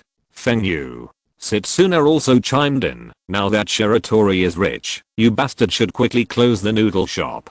Every time the ninjas of the family think about having to eat your noodles after the mission, their whole life becomes gloomy." Feng Yu. As soon as Shiratori went downstairs, he saw his father, who was frozen in place, and his style turned grey and white. It felt like he would break if he was touched lightly. "Who is this?" He saw the only blind old man he had never seen before. Tall body, black robe, and black cloth covering his eyes. "Oh my. Old version of Wasu?" Exclamation mark. "So your eyes are not blind?" "Yes. Just because of some reasons you can't see the sun?" "Yes." "Do your eyes really not emit lasers? The kind that start to be ubi indiscriminately when you take off the black cloth?" Uchiha Kaji. "Okay, don't ask anymore. How can such a question come out of your mouth?" Exclamation mark. "Who would say such a thing?" Exclamation mark. "Is it really okay for Setsuna to choose you as the successor? Why do you feel a little abnormal in the brain?" In fact, Shiratori didn't want to make trouble. He just wanted to verify something. This old man named Uchiha Kaji was invited by Setsuna to be responsible for protecting Shiratori's safety in the next month. He will not interfere with any decision of the team, and he can be completely regarded as non-existent. Setsuna is far more afraid of Danzo than Shiratori imagined. He suspects that the disappearance of several clansmen in recent years is inseparable from Danzo, but there is no decisive evidence. But Shiratori is extremely confused by the old man's decision. Let's not talk about the fact that the old man is inconvenient to move. Will he protect me, or will I protect him? The composition of the Konoha team is decided by the Hokage. Is it really okay to just insert one person? Does the Sandaime know that you have found a non-staff member for my team? However, Setsuna's tough attitude forced him to agree to this outrageous decision. So the curious Shiratori secretly opened the Sharingan to observe before going out, and indeed found some problems. Although the Sharingan can't see the flow of chakra in the meridians like the Byakugan, the general flow direction and gathering parts can still be observed. He found that the chakra of the old man's body was gathering towards his eyes every moment. But isn't the other party a blind person? So on the way to the meeting outside the gate of Konoha, Shiratori kept hesitating, but when he got outside the gate, someone finally shared his firepower. Hiruno stood there with a bald head and a stiff face. The bright head can reflect light. Ikura Mibuki and Maite next to him were almost laughing. Wait a minute. I remember I didn't shave your head bald? Didn't I leave a little for you? Shiratori felt that his memory was confused, and even suspected that another yellow-haired man had touched his head. Hiruno was extremely angry. Teacher Uchiha Tony, please change your career in the future. For the dog-bitten hairstyle you designed, do I have any other choice besides shaving my head? After laughing and joking, several people finally set off. Although the three team members were curious about Uchiha Kaji, Shiratori didn't say anything, and they didn't ask, just thinking of it as a trip. Just like that. After a few days of rushing, the Shiratori team came to the southeast camp to report. As expected, they were stopped. The first thing Shimura Danzo did, after taking charge of the southeast camp, was to cancel the meeting of the council. The entire southeast camp became his one-man show, and all the key departments here have been replaced by root ninjas, including the guard troops. Regarding the existence of Uchiha Kaji, the root ninjas didn't waste any words. They just surrounded him with their weapons in hand, as if they were ready to execute the suspect on the spot without even a trial. Before Shiratori could explain, Uchiha Kaji, the person involved, calmly took out a yellowed scroll from his arms. What is this? Although it was a question, the tone of the root ninjas was not up or down, as if they had long lost their human emotions. The mission signed by one of the two founders of Konoha, the first Hokage, Senju Hashirama. The four members of Shiratori's team all looked at him sideways. Is this so powerful? What does it say? Read it. The root ninjas continued to ask, and even the name of the first Hokage could not change their expressions at all. It's written. How the hell do I read it? Can't you see I'm blind? I use my nose to see. Give this to that bastard Danzo, he'll understand. Even though Kaji put the scroll on their faces, they didn't react like puppets. But when they heard Kaji call Danzo bastard, the expressions of several root ninjas changed. Shiratori felt the murderous aura that was as real as substance, and even though he had experienced several years of ninja wars, he was still surprised. Hiruno Aoi and Ikura Mibuki swallowed their saliva and subconsciously took a step back. Maite was still heartless, still looking around, looking at the people around him with a silly smile. Facing this murderous aura, Kaji, who was surrounded by root ninjas, was not afraid at all. Are you trying to scare people? When I was killing people on the battlefield, your parents were still drinking milk. Get out of here. The leading root ninja looked at Kaji deeply, as if he wanted to remember the other's image firmly in his mind, and then turned around and left with the scroll without saying a word. Shiratori was somewhat helpless. Uchiha and the root were already incompatible, and they almost had a conflict just after arriving. He was afraid that his days in the southeast camp would be difficult. Are you blaming me in your heart? Huaji turned his head and looked at Shiratori. Shiratori didn't say anything. No matter how talented you are, a kid is a kid. How naive. Huaji suddenly laughed. Do you think Danzo will let you go if we don't cause trouble? The dual bloodline of Uchiha and Senju. TSK. The research value is too great. Isn't one of the hobbies of that scum Danzo to kidnap children full of experiments? He said these words in front of all the root ninjas present. Chapter 61. 7 Ninja Swordsmen. A few minutes later, Shiratori and others were invited in by the root ninja who had received the order. On the way, Uchiha Kazuji also explained the contents of his mission book to Shiratori. Back then, Uchiha Izuna was severely injured by Senju Tobirama. Before he died, he sealed his main Jiki technique in his eyes in the form of a transcription seal to protect the Uchiha clan, but because he used too much force, the trigger condition became opening the eyes to activate the eye technique. After the establishment of Konoha, his identity became a little embarrassing. Izuna never agreed to the alliance with Senju, and even if he was alive, he would not be called to Konoha village. If Izuna knew about it, he would know that his eye technique would protect Konoha village with Senju Hashirama as the first generation Hokage. So Uchiha Madara asked for a task from Senju Hashirama. Uchiha Kazuji will continue to protect the Uchiha clan until his death. Over the years, Uchiha Kazuji has never stepped out of the clan, and most of the ninjas in Konoha have never even heard of this person. And he has no feelings for Konoha village, and even his way of dealing with people still has the style of the Uchiha clan during the Warring States period. He looks down on everyone, except the Uchiha clan equally. For example, now, he has done a big job for Shiratori. Danzo, I'm of the same generation as your useless father. How dare you leave me outside the gate for so long? Who gave you the courage? Shimura Danzo, who was supervising the training of the Southeast Camp ninjas in the training ground, turned his head slightly and looked at Uchi coldly. Uchi's voice was very loud, and some ninjas who were training in the training ground couldn't help but look over here. They were very curious about who had the courage to be so rude to Danzo, who had been ruling the army with high pressure means since his arrival. What's wrong? Is there something wrong with what I said?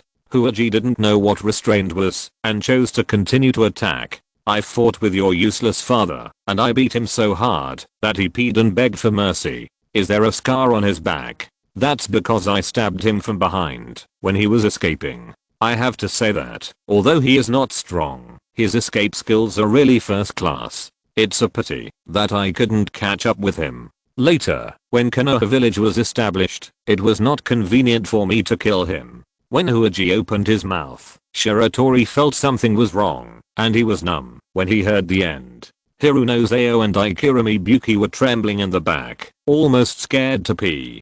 The root ninjas next to Danzo were even more angry and wanted to rush up to kill Uchi. They were from the Shimura clan, and Danzo's brainwashing was not as strong as outsiders, so their personalities were more irritable. Danzo's father was also their old clan leader. What's the difference between this level of close range use and squatting on their heads to shit? Danzo reached out to stop them. He felt the strange eyes of the ninjas on the training ground, but his expression did not change. It seemed that the person who was insulted by Uchi had nothing to do with him. But anyone could imagine that Danzo was so angry at this time that he wanted to kill someone. Of course, there is no shortage of people who are not afraid of death. Exposing your back to the enemy is not what a qualified ninja should do. Maite touched his chin and said in a serious tone, "Ninja, you should not run away. You must fight to the death, even if you know you can't win, so as to show the passion of youth." Zayo Hayabuchi moved aside calmly and kept a distance from this stupid person. Danzo's old face turned to Maite, and his eyes narrowed into a slit with a cold light flashing. Very good, there is another fool on the must-kill list. As the saying goes, talking big is fun for a while. In the next half-month, the white bad team hardly rested except for sleeping. They were either killing the Kirigakure spies or on the way to kill the Kirigakure spies. They were exhausted. In this regard, Uchi, the instigator, still argued, "Naive little brat. I'm saving you." Humiliate Danzo in front of all the ninjas and let everyone know the conflict between Uchiha and him, so that he will be cautious and will not use some despicable means to harm you. If something happens to you, Danzo will be the first person to be suspected. Shiratori laughed. Concerned? Don't you think it's inappropriate to put this word on Danzo? You really don't understand the current situation in Konoha at all. Danzo, that guy, is not to say that there are no taboos in the village, at least he is unscrupulous. Will he care about this? He will even dare to assassinate the third Hokage in the future. Alas, it's useless to say anything now, just be an ox and work overtime honestly. Shiratori sent the blade into the chest of the Kirigakure ninja, turned around and kicked another Kirigakure ninja away. The missed ninja who was kicked away happened to bump into his companion, who was running away in front of him. The two of them turned into rolling gourds and rolled on the ground for several rounds. After they stood up, they had no time to react. A dragon head condensed from flames broke out from under their feet. Fire style, great dragon fire technique. Boom! Exclamation mark. A burning stump fell in front of Shiratori. He looked at it, kicked away the thing that he didn't know which part it was, and then sat down on the spot. After thinking about it, he lay down again. Tired. Really tired. Kid, don't you go check it out? Although it sounds like it was blown to pieces, what if it's lucky enough to be alive and ready to attack? Uchiha Kaji was eating chicken legs on the side, very leisurely. Shiratori ignored him. If he's not dead, then he's not dead. If you have the guts, come and give me a knife. I promise not to move. Shiratori's current state is already good, and his subordinates are even worse. Because of their injuries and overwork, Hiruno and Ikura Mibuki have collapsed in the camp and can't get out. Might's injuries are not that serious. He is full of energy and often shouts something incomprehensible like youth and passion, but he is still forced by Shiratori to stay in the camp to take care of his teammates. By the way, only one of his two injuries came from the enemy. The other one was caused by his blind positioning, and his waist blocked a Kune from Hiruno. Well, this should be the most damage Hiruno has dealt since joining the Shiratori team. There is no way Shiratori can only form a team alone, with Kaji, the burden, to complete the task alone, and Danzo still performs steadily, and no additional personnel are assigned to Shiratori. In fact, this is a good thing. If Danzo puts 3 root ninjas in the team, Shiratori probably won't dare to go out. He was lying on the ground and thinking about it and didn't notice that Uchiha Kaji next to him suddenly stood up. He couldn't see with his eyes, but he had developed accurate chakra perception ability. No, a ninja's chakra is approaching, and Huaji suddenly grabbed Shiratori's arm with an urgent look. Hurry up, but it was too late. 7 figures jumped and ran in the woods at a very fast speed and arrived here in the blink of an eye. They stood on the top of the tree, looking down at Shiratori below, whose face changed drastically, with a playful look on their faces. It's already very exciting to have the opportunity to surround and kill Shimura Danzo, but I didn't expect there would be an unexpected gain. Fugu Ghost bared his fangs and laughed from the bottom of his heart, but Shiratori couldn't laugh at all. 7 ninja swordsmen? Why are you here? If you're listening to this novel on a channel other than Fanfic World, it means they downloaded and uploaded it without effort. We cordially invite you to visit our channel, Mundo Fanfic Novelos. There you'll find the original version of this story and you can explore many other novels of various genres. We're waiting for you to immerse yourself in a world of incredible novels. Chapter 62. Let's go kill Danzo. Time goes back to 7 days ago. A root ninja walked into the tent and placed a piece of information on Danzo's desk. Danzo, who was writing a letter to Kirigakure's new commander Ao as usual, put down his pen, took out the information, and took a look, and uttered an incomprehensible cold snort. This information can be said to be mixed, both for the village and for him. Jiraiya, Namake's Minato, Humph, an elite force of Iwagakure bypassed the Kanabi Bridge and raided the heartland of the Land of Fire, and even fought all the way to Mount Kikyo, which was only a day's journey away from Konoha village. Unfortunately, Namake's Minato turned the tide and defeated this enemy by himself. Danzo was very happy because Jiraiya, the commander of the Northwest camp as a candidate for Hokage, actually made such a big mistake. But when he saw the other candidate Namake's Minato showing off his power, he found that he didn't seem to be so happy. It seems that the action here has to be accelerated. Monkey, do you think that, if you put me in the southeast, I won't make any merit? He wrote the last word on the letter paper and called in a root ninja wearing Kirigakure uniform. The root ninja took the envelope and was about to leave. Wait a minute, there are 2 letters this time. Danzo took out another envelope from his arms. The root ninja froze in place, his face a little pale. He knew what this meant. It's your turn to make a sacrifice. Danzo didn't even look at him, and instead spread a map on the table. Point everything is for Danzo-sama. The root ninja slowly retreated, his steps a little unsteady. It's for Konoha. Danzo said coldly without even looking up. Yes, everything is for Konoha. The big tent fell silent again. Danzo supported himself on the table with both hands, looking at a place on the map that he had circled in red. He picked up a pen and connected this place with the Kirigakure camp into a line, which passed through a long and narrow valley. This is it. He muttered to himself, someone come.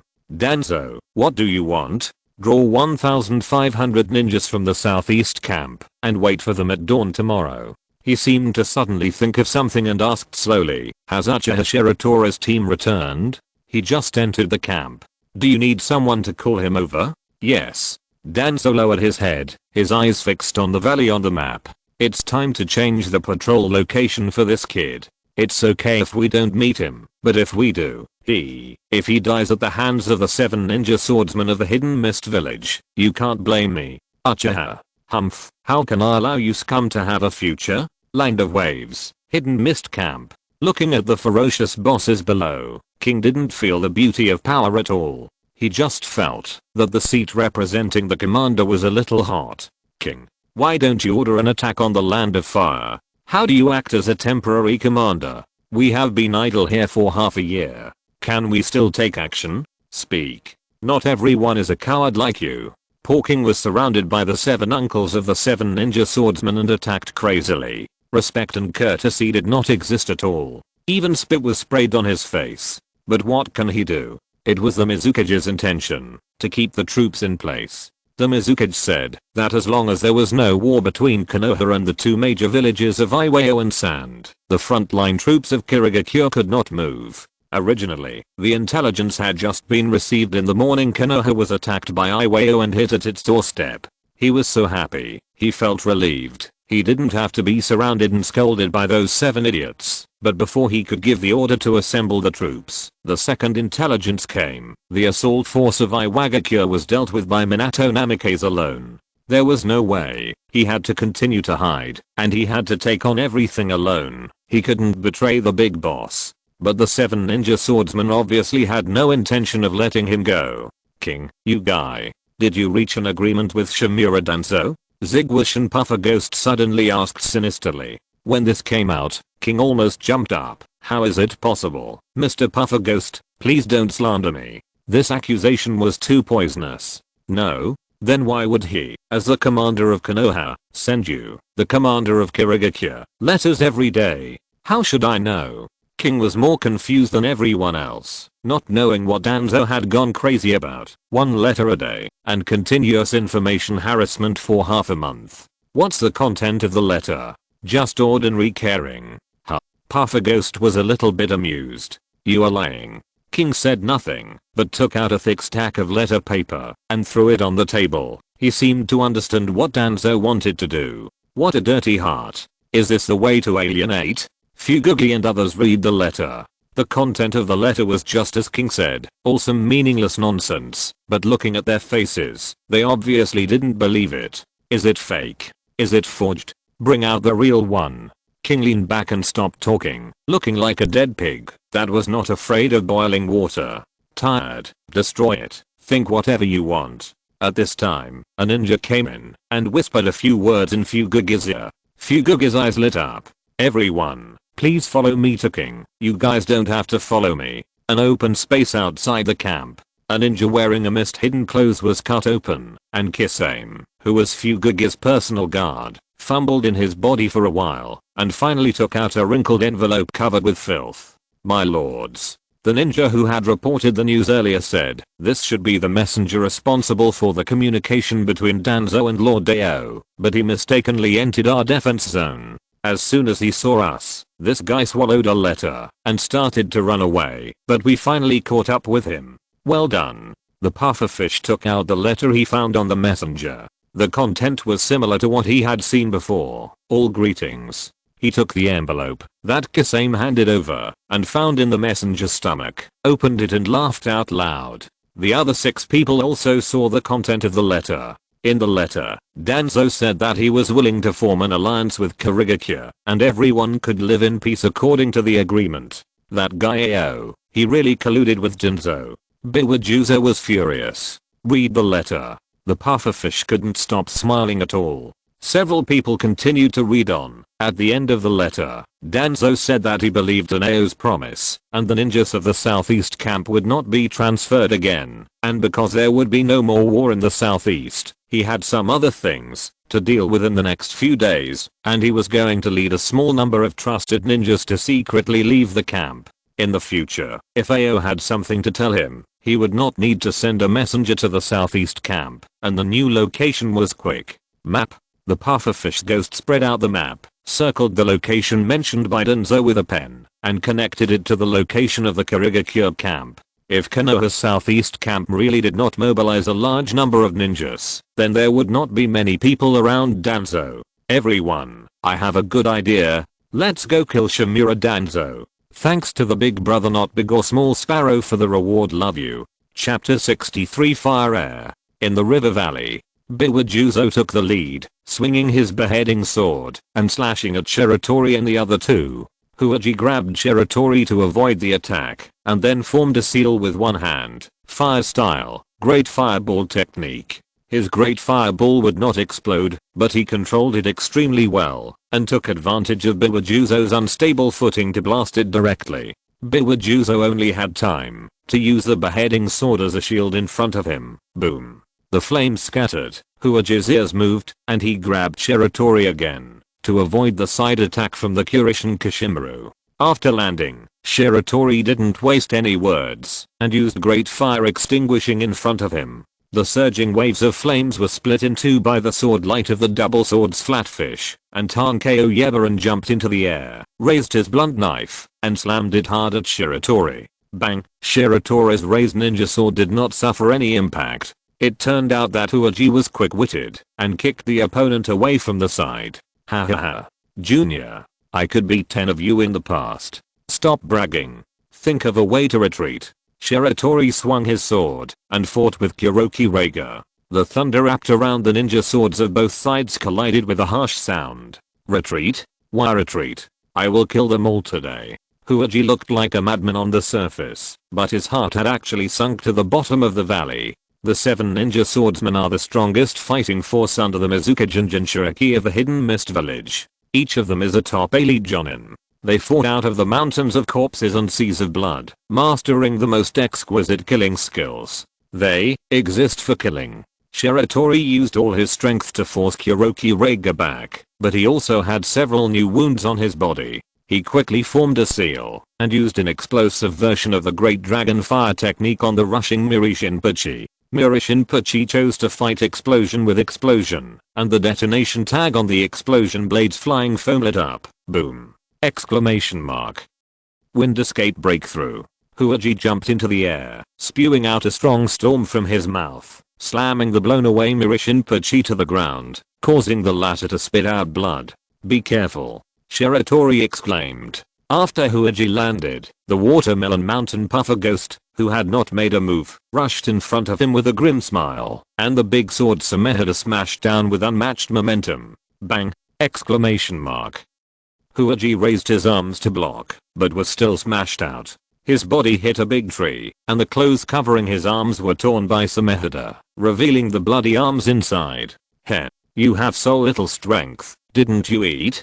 He touched the blood at the corner of his mouth, and simply tore off all the tattered shirt. Shiratori's eyes fixed. Huaji's upper body was covered with dense old scars. Little brat, do you still have the energy to care about others? A water dragon bullet attacked Shiratori. Shiratori turned over to avoid it, and the water dragon bullet exploded into a mist of water at the position where he was just now. The figure of Biwajuzo broke through the mist, swung the beheading sword, and chopped it down on Shiratori's head. Shiratori held the sword horizontally above his head to block the attack, but was still forced to kneel on one knee by the opponent's strength. Damn it. Shiratori gritted his teeth. Facing an enemy of the level of the 7 ninja swordsmen, it was too early for him. Huaji wanted to rescue, but was stopped by the Ziguish and Puffer demon who came, and the other 5 ninja sword holders also quickly surrounded him. Juzo gradually pressed the beheading sword to Shiratori's shoulders, but did not take any further action. Instead, he slowly raised his foot with a little humiliation, and kicked Shiratori away. Water-style waterfall technique. The huge waves tens of meters high swept Shiratori into it, and pushed forward horizontally, and some trees along the way were even uprooted. Shiratori rolled in the water for 100 meters before landing, feeling severe pain all over his body, as if even his bones were almost crushed. On the other side, Kaguya, who had been distracted and worried about Shiratori's safety, was finally found a flaw by the Puffer Ghost. The Puffer Ghost swung Samehada and smashed Kaguya to Shiratori's side. Ahem. Damn it. If I were 30 years younger, there's no way I could beat the 7 of them together. Shiratori stood up tremblingly, picked up the ninja sword that fell beside him, and gasped. Kaguya also stood up.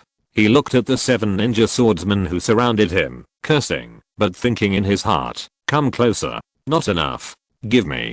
Come closer. Little brat. He looked at Shiratori, his tone inexplicable. I'm going to die. Ah, I know. Shiratori tightly gripped the hilt of the knife. Not only you, I'm going to die too. Not that. Huaji blew his beard and glared. I mean, even if there weren't these crap, I can only live for 2 months at most. Shiratori turned his head, not knowing why he was talking about this at this time. I want to say. Huaji reached out and grabbed the black cloth covering his eyes. To die to protect the future of Uchiha is a supreme honor. Don't be sad for me. Well, you little brat don't have a good relationship with me, so I guess you won't be very sad either. He suddenly jumped up and resolutely rushed towards the 7 ninja swordsmen. Stop him. Get rid of them quickly. Don't waste time. Fugugi suddenly had an ominous premonition. He commanded the others to rush up, but he himself took a few steps back without a word. Puff. Kurizen Kishimaru was the first to step forward and pierced Huaji's chest with a long knife needle. Old man, you, huh? This old man didn't even try to hide. Huaji grabbed Kurizen Kishimaru's knife holding hand with one hand, and with the other hand, he suddenly pulled off the black cloth on his head. These eyes. The blood color in his eyes was almost overflowing, and what was dotted on the sea of blood was not an ordinary Sharingan, but a pattern similar to a ship's rudder. Quick. Kill him.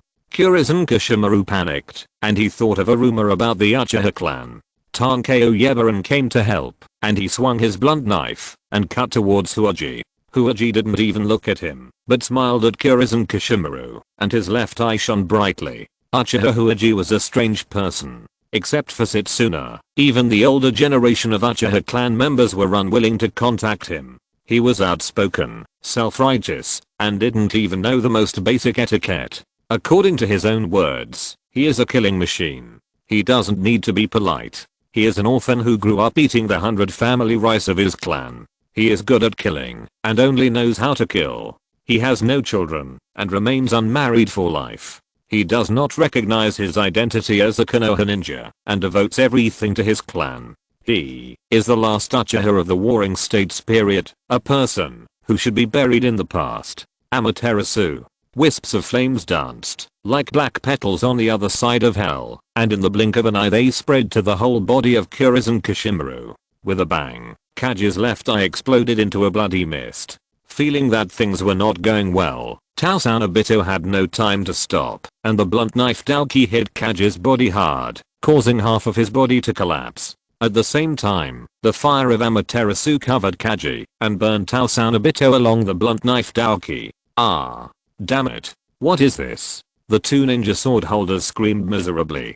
But, it's not over yet. At the same time that Kagutsuchi released Amaterasu from Kagutsuchi's left eye, his right eye also lit up, flame style. Kagutsuchi. He couldn't control Amaterasu accurately, so he chose to let the fire of Amaterasu explode directly. Boom. Shiratori stood there in a daze. He saw the dark waves engulfing everything in front of him, and also witnessed Kagutsuchi gradually turning into charcoal in the fire. Kagutsuchi, who would eventually turn into ashes, had no strength to look back, and just tried to squeeze out a hoarse voice. Go. The second generation had seen Kagutsuchi before, so it was either Madara or Izuna, plus Uchiha Izuna and Sasuke looked alike, so Kagutsuchi was most likely Izuna's main Jiki technique.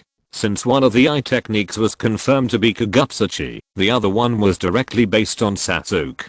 Thanks to the Big Brother Big or Small Sparrow for the reward. Chapter 64. Moment. Southeast Camp 1500 ninjas have assembled, but the commander has not arrived yet. Danzo was stopped by an uninvited guest. Where's Shiratori? Uchiha Setsuna put on the Uchiha clan's plate armor again after many years. He looked unhappy now, fully armed. Do I need to explain to you? Get out of the way. Danzo's face was not much better. Every time he saw someone from the Uchiha clan, he would feel irritated from the bottom of his heart. Shiratori is my disciple. He is also a ninja from the Southeast Camp, and I'm the commander of the Southeast Camp. At this time, Might Day passed by the tent and greeted him warmly after seeing Setsuna. Elder Setsuna, why are you here? Oh, it's Day. Shiratori had promised Might Day on behalf of Setsuna that the Uchiha clan would take care of their daily needs. Setsuna also gave face and directly hired Might Day as the family's special physical training teacher, so the two sides are quite familiar with each other. Are you here to look for Boss Shiratori? Yes. Do you know where he is? Might Day scratched his head, not knowing how to describe it. He looked up and suddenly saw the map on the wall. It's right there, that valley. Boss Shiratori went there to investigate. Looking in the direction of Might Day's finger, Setsuna was stunned at first, and then he was furious. According to the markings on the map, that huge valley is exactly where the Konoha troops are encircling the 7 ninja swordsmen. Shimura Danzo. I forgot just now. Uchiha Shiratori is indeed on a mission there. Danzo's answer was understated. You damn rat. Disgusting maggot. You did it on purpose. The furious Setsuna grabbed Danzo's collar. Danzo waved his hand to signal the root ninja not to come forward and seemed to be unconcerned about Setsuna's offensive behavior. He just said slowly, where is the evidence? This is just an ordinary patrol mission. Isn't it normal to encounter the enemy? Sacrifice is inevitable. Why, you Uchiha clan are unwilling to sacrifice for the village. Setsuna stared at Danzo's face, then pushed him aside and walked out quickly. Now is not the time to argue with this scum. If he doesn't hurry up, he is afraid that it will be too late. I will go too. Might Day, who seemed to understand something, also wanted to go with him. Those who leave the camp without permission will be executed on the spot.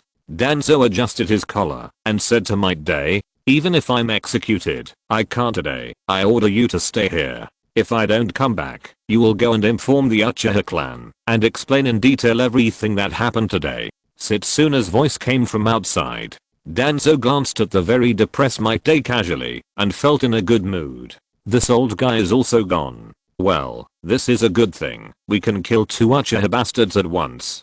The relationship between Shiratori and Kazu is not harmonious. Not to mention the troubles they caused, even in their daily interactions. Kazu likes to act superior. He is fond of the past and despises all the current Konoha ninjas. He thinks that compared with the Warring States period, the current ninjas are just a bunch of little sheep, and the future of Shiratori's family is not as good as Setsuna said. When he talked to Shiratori, he always used a tone of teaching, so that every conversation with an unfriendly atmosphere would turn into a quarrel between the two. But now he is dead, died in front of Shiratori, and was burned to ashes by Amaterasu, in order to protect the not so good future of the family. Nothing is left. Shiratori, who was thinking wildly, was tripped by a stone and rolled on the ground for several times before stopping. Staring at the afterglow of the setting sun in the sky, his mood was a bit complicated. This was the only time he accepted Kazu's advice, but he didn't expect it to be running away. What a shame, he muttered to himself. 4 figures rushed out of the woods at a very fast speed, surrounded Shiratori from a distance on the shallows of the small river, and blocked all his escape routes. Run. Why don't you run, you little bastard? Kurachiraga's face was ferocious. He was good at using 2 swords and only had 1 left arm left. The damn black flame could not be extinguished once it got on him. In order to protect himself, he could only cut off 1 of his arms. At this moment, he really hated Shiratori. Of course, Compared to those colleagues, he was lucky. At least he saved his life. Zigwashin Pufferfish Ghost, Biwajuzo, Miri Shinpochi, and Kurachu Reiga, who had his right arm broken. Now there are only 4 of them left in the 7 ninja swordsmen of the Hidden Mist Village. Shiratori barely stood up, using the ninja sword as support, to prevent himself from falling. The continuous execution of missions during this period has exhausted his physical strength, and coupled with the accidental encounter with the 7 ninja swordsmen. Haha, as expected, for a time traveler, the secret of survival is the truth. If you rely on knowing the general plot direction and wander around blindly, you will sooner or later fall. He feels that he has embarrassed countless time travelers. Wherever Shiratori's eyes are, the 4 people on the opposite side all subconsciously take a step back, and then feel angry. They were frightened by the previous Amaterasu flames, and even had some psychological trauma when they saw the Sharingan. A bunch of cowards. Seeing that no one was the first to attack, Heichulei Yaspat pulled out the Thunderblade Yap and walked forward slowly. Little bastard, don't say that this Uncle Bull is the weak. You will die very painfully suddenly. A roar came from far away, bullying the weak. Let me see how you, a bunch of Mist Village bastards, bully the weak. As soon as the voice fell, an old man in red armor ran over and landed in front of Shiratori with a few jumps. He turned around, looking at his disciple standing there in a daze, and smiled a reassuring smile. Shiratori, I'm here to save you. Shiratori stood there blankly, tears flowing out of his eyes uncontrollably. Uchiha Setsuna was about to comfort him, but he was greeted by Shiratori's roar. Why are you here? Go. Go. Old man, you shouldn't have come here. No one knows Setsuna's physical condition better than him. The old man is almost 80 years old. With his age and some hidden injuries, the other party has not even sparred with him in recent years. Why? Looking at Shiratori, who was crying, Setsuna shook his head and patted his shoulder. I'm your teacher. Because I'm your teacher. Isn't this reason enough?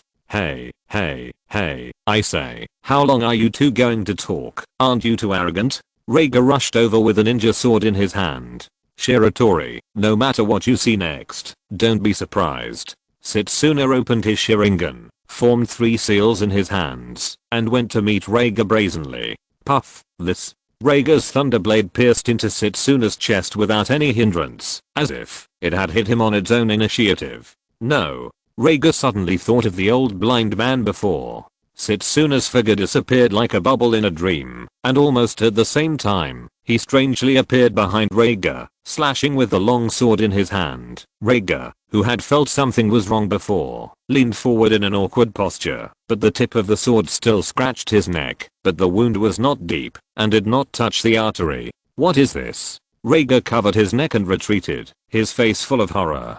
This group of Uchiha.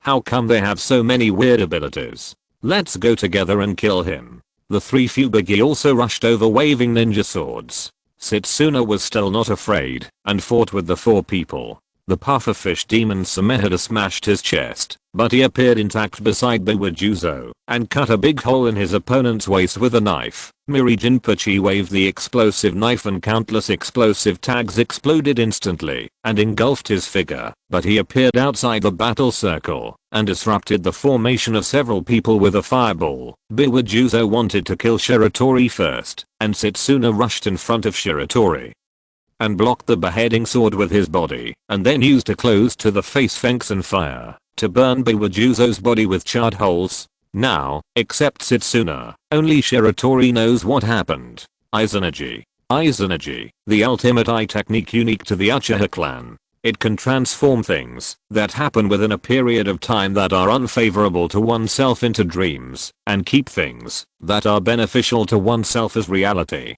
The price is the permanent blindness of one Sharingan.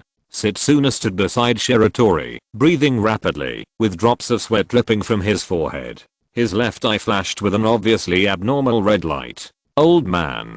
Shiratori clenched his fists, somewhat worried that the duration of Aizunage's forbidden technique varies from person to person. Setsuna is too old, and he doesn't have Hashirama cells, so the duration won't exceed 3 minutes at most. The most important thing is that Aizunaji will not recover the consumed chakra and physical strength. Old man, can't afford it at all. when he first demonstrated this ability, but failed to kill Kuroki Reiga, it was destined that Setsuna would find it difficult to use this secret technique to eliminate the enemy. Don't talk. Setsuna grabbed Shiratori's arm and looked around. The 4 Fugu ghosts did not choose to attack again, but kept a safe distance from Setsuna with fear. Let's go. Setsuna pretended to be calm and pulled Shiratori to leave here. Looking at the backs of the master and the disciple, Biwajuzo asked in a low voice, just let them go like this? Should we chase them? Setsuna's strange ability really scared them. Hearing this, the puffer ghost gritted his teeth and said, chase, why not? But the old man's ability. If that strange ability really has no limits, then we are the ones running away now. No need to fight, we just follow that old man and see how long he can last. In the previous fight, they could sense that Uchiha Setsuna's physical condition was very poor, and he was almost forcing himself to fight. Even with the blessing of unknown secret techniques, he couldn't hold on for long. The author has stayed up all night to make a lot of revisions to the plot of the first 2 chapters and reposted them. The sacrifice of Uchi is inevitable, but old man Setsuna will definitely not die. The 7 ninja swordsmen are not just trash. Their power in Kirigakure is second only to the Mizukage and the Elder Master. They are all elite jonin and have rich combat experience. Kaji and Setsuna do not have the strength of the 5 Kage, so it is normal that they cannot beat them together. In the original work, it is not a shame that they were kicked into the 3 lucky treasures by my guy. After all, who would not be confused when facing the 8th gate? Danzo's behavior is an open conspiracy.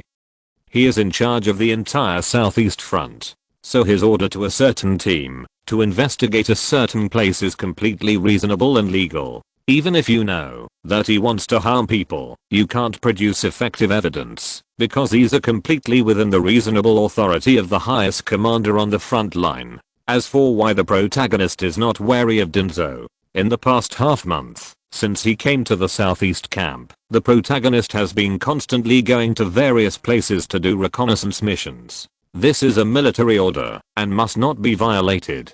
And who would have thought that Danzo could mobilize the 7 ninja swordsmen on the opposite side? So the 2 sides met love at the corner in that river valley.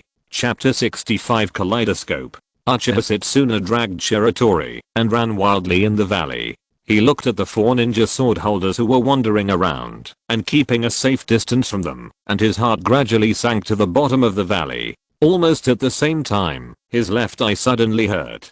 Old man. In Shiratori's eyes, the red light in Setsuna's left eye suddenly went out, and the whole left eye quickly turned grey. Izanaja's time has come. The watermelon mountain puffer ghost, who had been paying attention to this side, naturally discovered this situation. He laughed and said, old man, it seems that your secret technique can only last for 3 minutes, or at the cost of blinding the Sharingan. Setsuna made a prompt decision and threw Shiratori out.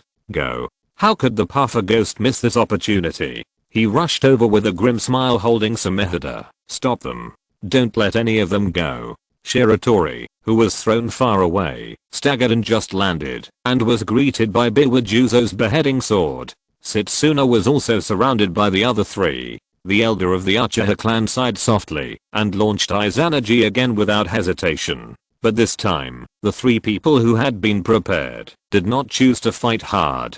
After confirming that Setsuna launched Izanaji, they chose to retreat and pull away, preparing to delay for 3 minutes. Old man, this secret technique can only be launched once per Sharingan, right? Haha. Now is your last chance. Seeing the shameless avoidance of several people, Setsuna had no choice but to choose to rescue Shiratori first in this short period of time. Shiratori was already in danger under the attack of Biwajuzo. Seeing Setsuna rushing towards him, Biwajuzo chuckled, kicked Shiratori away with 1 foot, and chose to avoid him from a distance. Shiratori hit a big tree and spit out a few mouthfuls of blood. Setsuna, who was running wildly, picked him up, and the 2 sides started a strange chase again. Old man, put me down, I'll stop them. Shiratori's voice was a little weak. He knew that the enemy hated him, and Huaji the most. Now Huaji was dead. As long as he chose to cover the rear, the old man might be able to escape successfully. Stop talking nonsense. Setsuna didn't even look at him.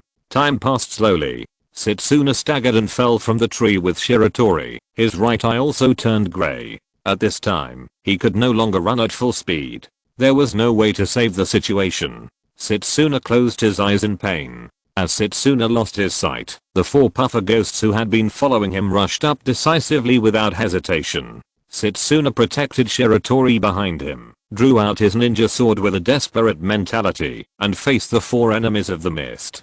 But, the gap in strength was too big. Even when he was young, it was impossible for him to deal with 4 ninja sword holders at the same time, let alone now. Bang! Exclamation mark. After just a few rounds, he was knocked away by the puffer ghost's sword. Shiratori desperately blocked in front of him, and held up his sword, to resist the blow of Mirishinpachi. Mirishinpachi's mouth pulled up a mocking smile, and the detonating talisman attached to the explosion of the sword foam shone brightly. Boom! Exclamation mark.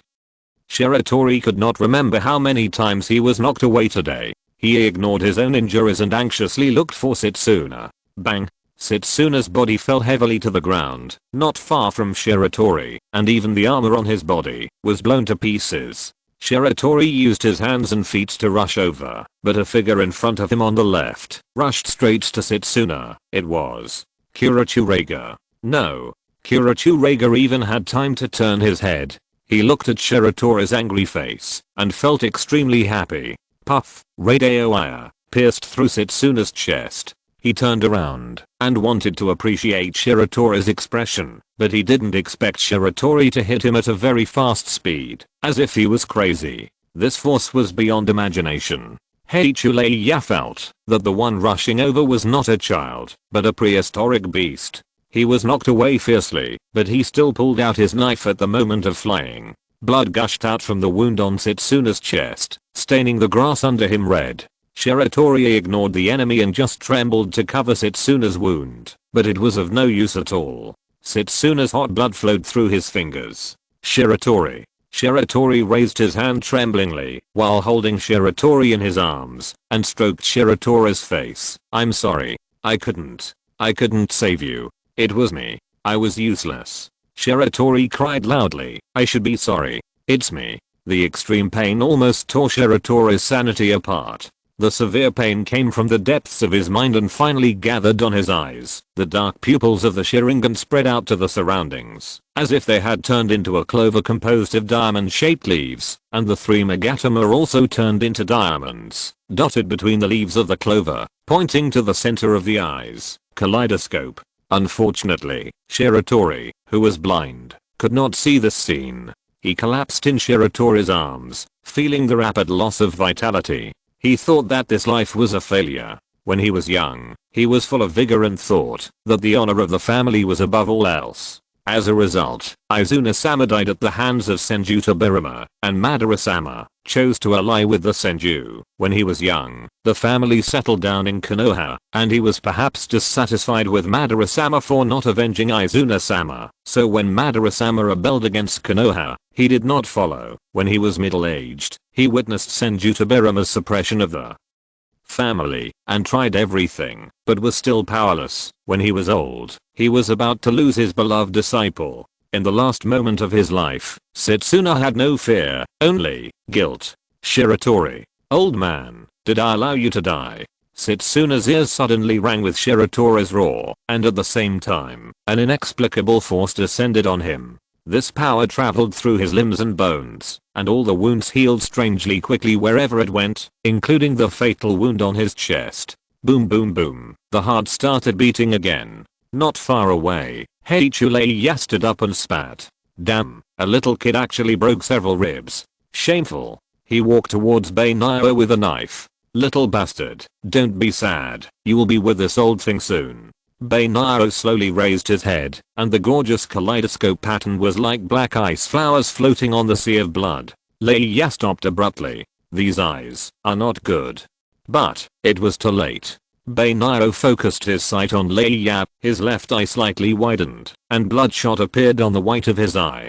The power of the left eye kaleidoscope was violently injected into Leia's body. Unable to resist, the wound on Leia's broken arm exploded instantly, and blood and flesh mixed with broken bones sprayed all around. Even the chest connected to the shoulder was blown away by a small half. Not only this one, but Lei Ya's entire body had changed, as if a pair of invisible hands had deeply penetrated into each of his wounds, and then torn them apart with force. The minor skin injuries spread deep into the flesh and blood, cutting off the muscles and blood vessels, and those wounds, that were deep enough to see the bones, tore the hard bones underneath into pieces. Ah, as Heiichi Lei Ya screamed miserably, a bloody rain fell here. The author has stayed up all night to revise the plot of the first 2 chapters and reposted them. Chapter 66, Irresistible Strange Eye Technique. As the blood and flesh rained down, Shiratori's screams came to an abrupt end. The not so serious wound on his neck turned into a huge crack under the effect of the Mangeki pupil technique, and his carotid artery, nerves, trachea, and even part of his cervical vertebrae were torn apart. This arrogant elite Jonin collapsed to the ground like a puddle of mud, his incomplete body like a half-eaten crab, miserable. Shiratori's eyes were filled with blood and tears, and a piercing pain made his cheeks twitch slightly. He glanced at Shiratori on the ground. Even if he had lost his life, his face was still filled with endless pain. The 3 puffer ghosts who were rushing halfway stopped suddenly. They stared at Shiratori, who had his back to them, with horrified expressions. They didn't know what happened to this Uchiha kid, but the miserable state of Reiga was seen by several people. What was even more incredible was that Uchiha Setsuna, who was about to die, miraculously sat up, and the wounds on his body disappeared. His lifeless grey eyes made them shudder. What the hell? Pufferfish Ghost took a step back calmly, letting Miri Shinpachi and Biwajuzo to the front. Shiratori turned around after hearing the noise, and a pair of gorgeous kaleidoscope patterns were reflected in the eyes of the 3 people. This is a special Sharingan? The old blind man before Biwajuzo exclaimed. Pufferfish Ghost took another step back, and even hid half of his body behind Juzo. No. Wouldn't that kind of Sharingan explode after being used once? Why is this kid's eyes? How many hidden abilities does the Uchiha clan have? Miri Shinpachi clenched the explosive knife Fimo. Now even this cherished ninja sword could not bring him the slightest sense of security. Have you guys talked enough? Shiratori wiped the blood and tears from his face and walked slowly towards the few people. Now, is it your turn? Faced with unpredictable abilities, the puffer ghost felt that he didn't have to kill this kid today. He turned around and wanted to run, but was caught back by the quick-eyed and quick-handed Biwajuzo. Why are you running? You loser. Biwajuzo cursed. The ability of that kid must not be unlimited. If the 3 of us work together, we can definitely take him down. That's right. Wooly Jinba said righteously. Ninjas should not be afraid of sacrifice. At this time, Shiratori also quickened his pace and rushed towards the few people. Now, Biwajuzo roared. Water-style water dragon ninja techniques are released randomly. The puffer ghost attacked brazenly, but his target was Biwajuzo. The long orange hair grew rapidly, tying up Biwajuzo tightly, directly interrupting the casting of the water dragon bullet technique. The puffer ghost didn't waste any words at all, lifted Biwajuzo high up with his hair, threw it hard at the running white bird, and then turned and ran. He was already scared by the main Gekio pupil technique. Fight? Don't be kidding. Didn't you see the miserable look of Shiratori? Exclamation mark. He was not the only one who was scared. Almost at the same time that the puffer ghost hit Biwajuzo, Miri Shinpachi chose to sell out his teammates without even saying hello, and at this moment he ran farther than the puffer ghost. Waste. Coward. Scum. Bastard. Biwajuzo cursed the puffer ghost and Miri Shinpachi in the air. He tried to stabilize his body, swung the beheading sword, and chopped at the white bat below. Even if I'm the only one left, I will. Looking at the wounds on Biwajuzo's body, Shiratori's left eye slightly widened, blood vessels on the eyeball burst, and blood gushed out of the eye socket like a flood. The left eye Mangeki pupil technique was activated again. As Shiratori's left eye focused, Biwajuzo felt an irresistible force descending on him. Puff, puff, puff. In the sky, a firework made of flesh and blood exploded. Shiratori slightly turned sideways, and the beheading sword was nailed to the ground against his body. With a bang, Biwajuzo also fell to the ground, his whole body twisted unnaturally. Shiratori pulled out the beheading sword and slowly approached Biwajuzo. What ability is this? Biwajuzo tried to raise his head, and the blood spitting out of his mouth was even mixed with internal organs. Main Gekio Sharingan. Shiratori raised the beheading sword. So that's it. This is the legendary main Gekio. The blade fell, and Biwajuzo's head and body were separated. Setsuna staggered over and supported Shiratori, who almost fell down in time. He had just awakened the main Gekio and used his pupil technique 3 times with all his strength. Even though he had the blood of 1,000 hands, he still felt like he was being squeezed dry. He was lucky that the watermelon mountain puffer demon was scared out of his wits. Otherwise, even if he was in good condition, he would not have had any chance. Because unlike Kuroki Reiga and Biwajuzo, who were severely injured before, the guy who liked to hide behind others was not injured at all. Shiratori. Setsuna supported Shiratori, feeling extremely worried. Shiratori shook his head and didn't even have the strength to speak, but he couldn't fall down now because the puffer demon might not have gone far. He had a hunch that if he fell down, he might be unconscious for a long time. In the sunset, an old man and a young man supported each other, and their shadows were stretched so long.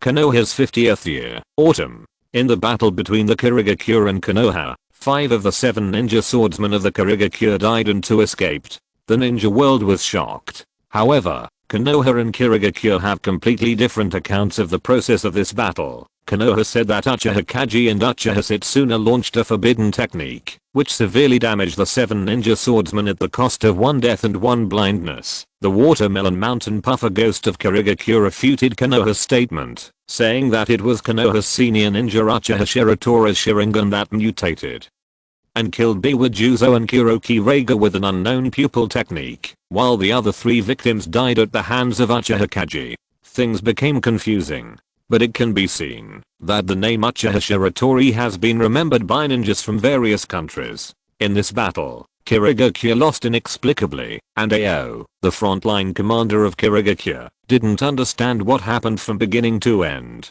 It was normal for the 7 ninja swordsmen to disobey orders, and it was not the first time that several of them sneaked out of the camp, but 7 went out and only 2 came back. He was a little confused. At a beach in the land of water, Yagura Karatachi looked at the battle report in his hand with a sullen face. Mizukage-sama. The ninja next to him didn't even dare to speak loudly. The 3-tailed Isabu has been captured. Should we look for the candidate for the Jinchuriki immediately? No, Yagura Karatachi said in a deep voice. I want to give the 3-tailed as a gift to Konoha. Thanks to the big brother at for the reward. Chapter 67. Left and right great disaster and God directly adjacent.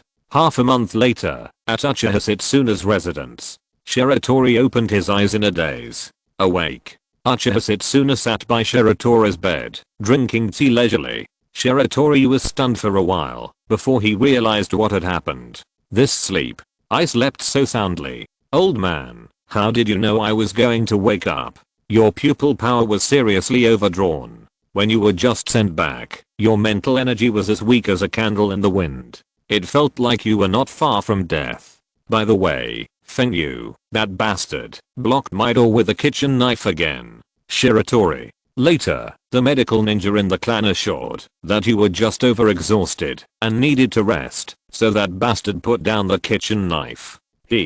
Thank him for sparing my life. Originally, Fengyu was going to stay here to take care of Shiratori, but when he shook his hand for the 3rd time and put the hot water basin on Shiratori's face, he was thrown out by Setsuna. Well, it was thrown a little far, and there was definitely no intention of revenge in it. Seeing that Shiratori was in good spirits, Setsuna roughly recounted what had happened during this period. First, there is the issue of the 7 ninja swordsmen. In order to prevent Shiratori from getting too much attention, Setsuna took the credit for himself and compared to the bizarre explanation from Kirigakure that they were almost wiped out by a kid who was less than 10 years old. Setsuna's explanation is obviously more credible. Which ninja from the Warring States period doesn't have some unique skills? Isn't it?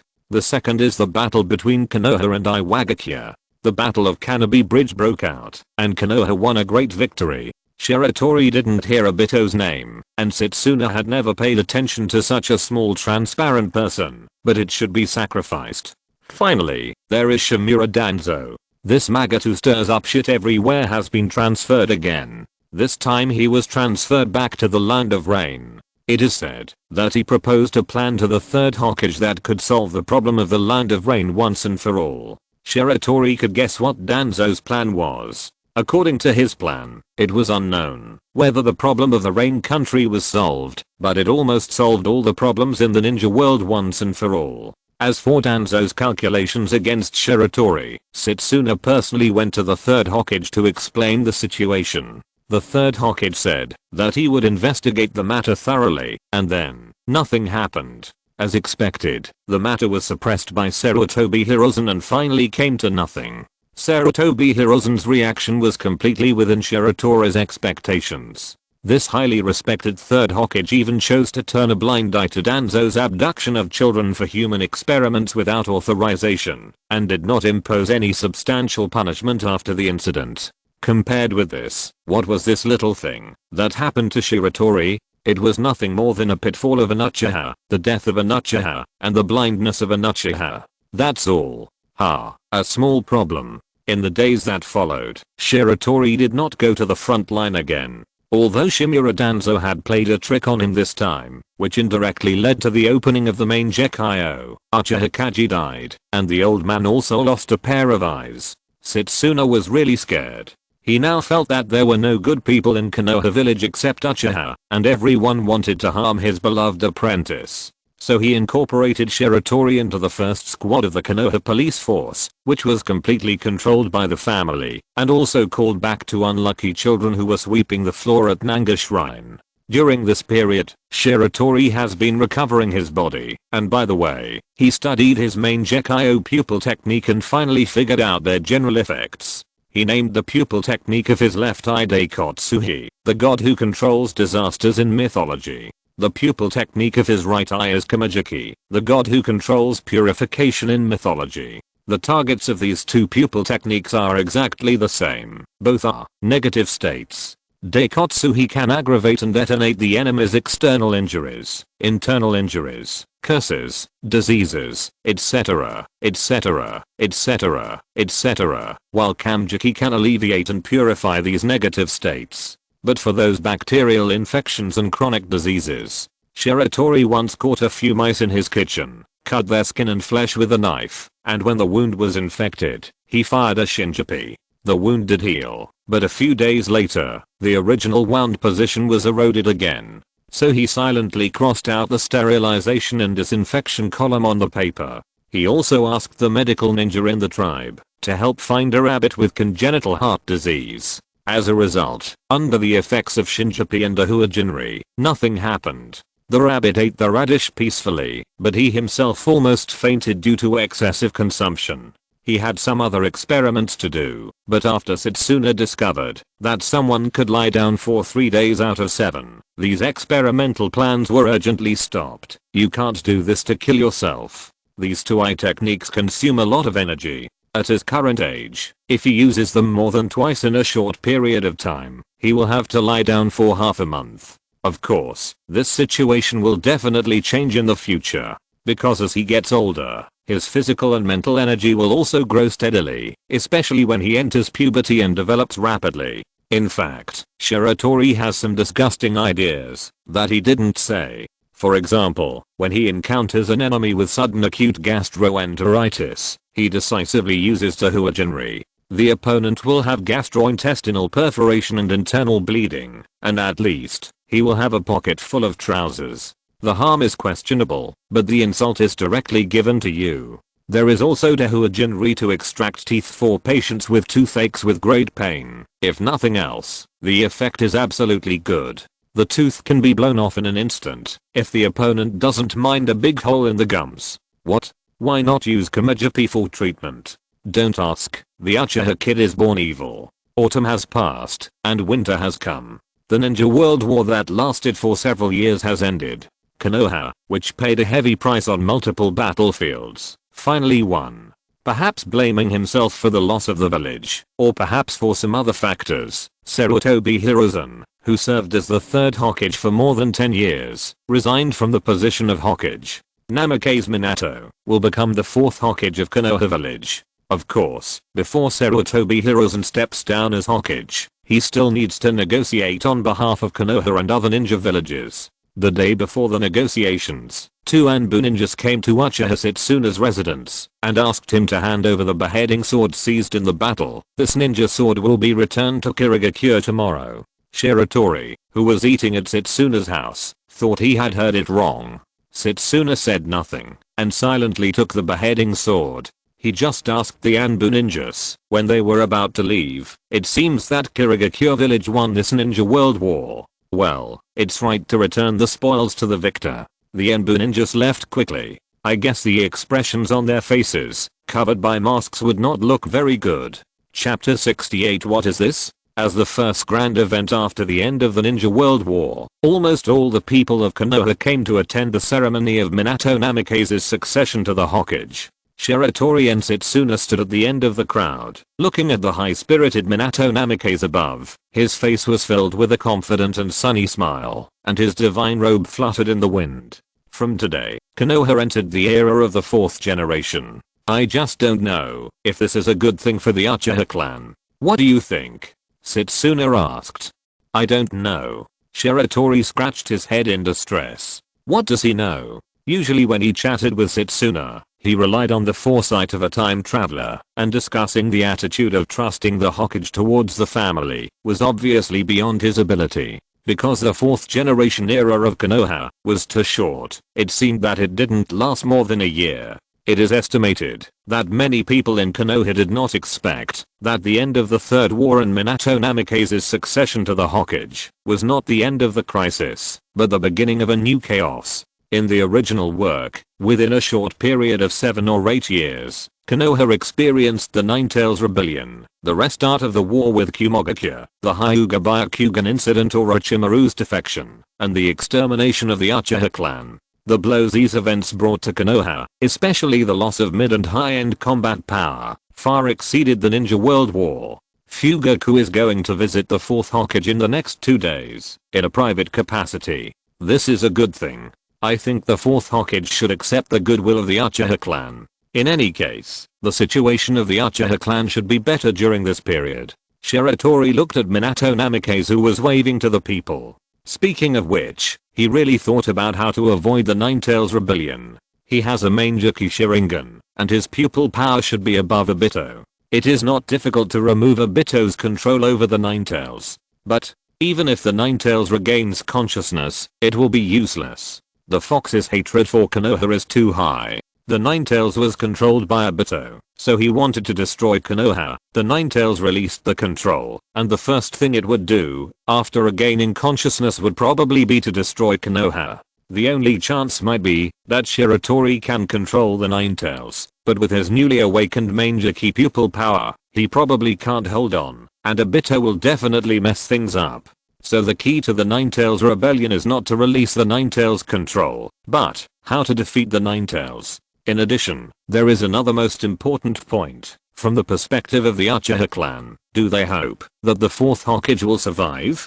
The rift between the Uchiha clan and the Konoha high-level officials cannot be resolved even by the 4th Hokage. At least it will be difficult to resolve in a short period of time. If the Uchiha clan really goes to the most extreme step, it is estimated that all the clan members, including Shiratori, would like to face Shiratori Hiruzen instead of Namake's Minato. Shiratori was thinking about it here, and at the edge of the crowd, in an inconspicuous corner, a mysterious bandaged man stood in the shadow of the corner, making sure that no sunlight could shine on him. It seemed that only in this way could he highlight his identity as the Dark Ninja. Shimura Danzo silently looked at the high platform in the distance. There, Namake's Minato was accepting the cheers of the people. As the assistant of the Hokage and the elder of Konoha, Danzo should have stood on the high platform and participated in the celebration with Shiratori Hiruzen and 2 advisors. But he didn't want to, because in his mind, the person who received everyone's blessings should be him. It was him, Shimura Danzo. He stared at Minato Namake coldly, then moved his eyes down to sweep across the crowd, and accurately found Shiratori and Setsuna on the periphery of the crowd. Shiratori felt something in his heart, turned his head, and met Danzo's eyes. The two looked at each other for a long time, and finally they looked away at the same time in tacit understanding. After confirming the look in their eyes, it was someone who must be killed. Life after the war was stable and peaceful. Although Shiratori was only an intern in the Konoha police force, his status was very special, so his work was relatively easy. This allowed him to have plenty of time to practice. Adapting to the Mangekyou Sharingan was naturally the top priority. In addition, his grandfather Senju Takeichi also taught him a secret technique. Because he was still young, Shiratori had not really developed his Senju bloodline. Whether it was the growth of physical energy or the synthesis of positive quality chakra that could provide huge vitality, it was basically completed automatically by the body unconsciously. The secret technique brought by Senju Takeichi is a real yang escape. This yang escape secret technique, which does not have an attack effect, has one and only one function: actively synthesizing positive quality chakra and launching yang escape to wash muscles and bones in a slightly violent way, so as to achieve the purpose of slowly improving physical fitness and steadily increasing physical energy. However, because the practice is extremely harmful to the body, almost crushing the flesh and blood bit by bit and reshaping it, children under 10 years old are strictly prohibited from practicing. When Shiratori practiced for the first time, he was in so much pain that he rolled on the ground, as if someone was brushing him with a big iron brush, or the kind with industrial chili oil. But he had to admit that this secret technique was exactly what he needed most now. After opening the Mangekyou Sharingan, Shiratori's spiritual energy has exceeded his physical energy by a large margin. The effect of this secret technique can just solve the shortcoming. That is not a shortcoming in the eyes of others. By the way, since Shiratori was suspected of being set up, Senju Takeichi has been living in Konoha for a while, often quarreling with the retired Sarutobi Hiruzen, and no matter how the other party defended Danzo, it was useless. He even went to the semi-public entrances and exits of the root base from time to time to block the doors, forcing Danzo to cancel several high-level meetings. Half a year later, a secret training ground somewhere in the Uchiha clan's territory, bang. Shiratori stood still and caught Uchiha Shin's flying kick steadily with just one hand. He grabbed the opponent's ankle and threw him hard into the distance. Uchiha Shin in midair wanted to stabilize his body, but when he landed, he still stepped back 7 or 8 steps and finally sat on his butt. Good. Uchiha Yashiro, who was sitting far away drinking tea, clapped his hands hard and his palms turned red. Well done. I must not be the only one to get beaten. Hearing Yashiro's gloating cheers, Uchiha felt a little embarrassed. He first dodged Shiratori stomping from the sky with a slightly awkward tumble, then hurriedly stood up, his hands forming seals that almost left an afterimage. Fire style, great fireball technique. Facing the huge fireball so close, Shiratori didn't even dodge or avoid it. Boom. The flames engulfed Shiratori's figure, but Yashiro in the distance was not worried at all and even showed an expression of watching a good show. The golden light dispersed the surrounding flames, and Uchiha's eyes widened. What is this? Looking at Shiratori, who was safe and sound, and the golden bones surrounding Shiratori, Uchiha's face was full of doubt. Then, he noticed Shiratori's eyes. If you're listening to this novel on a channel other than Fanfic World, it means they downloaded and uploaded it without effort. We cordially invite you to visit our channel, Mundo Fanfic Novelos. There you'll find the original version of this story and you can explore many other novels of various genres. We're waiting for you to immerse yourself in a world of incredible novels. Chapter 69 Susanoo. Don't move. Don't move. Let me see. It's just a pair of eyes. Nothing to see. Please, Shiratori, this is the legendary Mangekyou Sharingan. And that golden skeleton, what's it called? Susanoo. Yes, Susanoo. Can you use it again? I want to see it. No, I'm tired. Setsuna and Yashiro came over, drove away the excited Uchiha, and told him not to tell anyone about what happened today. Shiratori sat on the ground in a very rude manner, looking up at Yashiro. How many people are left? Yashiro took out a small notebook, took a look, and crossed out Uchiha's name. 3. Do you need me to call the next person? No. Shiratori lay down and said tiredly, some other day. Even if the vitality provided by his thousand hands bloodline can greatly reduce the side effects of the Manjaki Sharingan and even avoid some permanent damage, it can't be used like this. The bleeding will still bleed and the pain will still hurt. With Minato Namikaze succeeding as Hokage, the situation of the Uchiha clan seems to have improved during this period.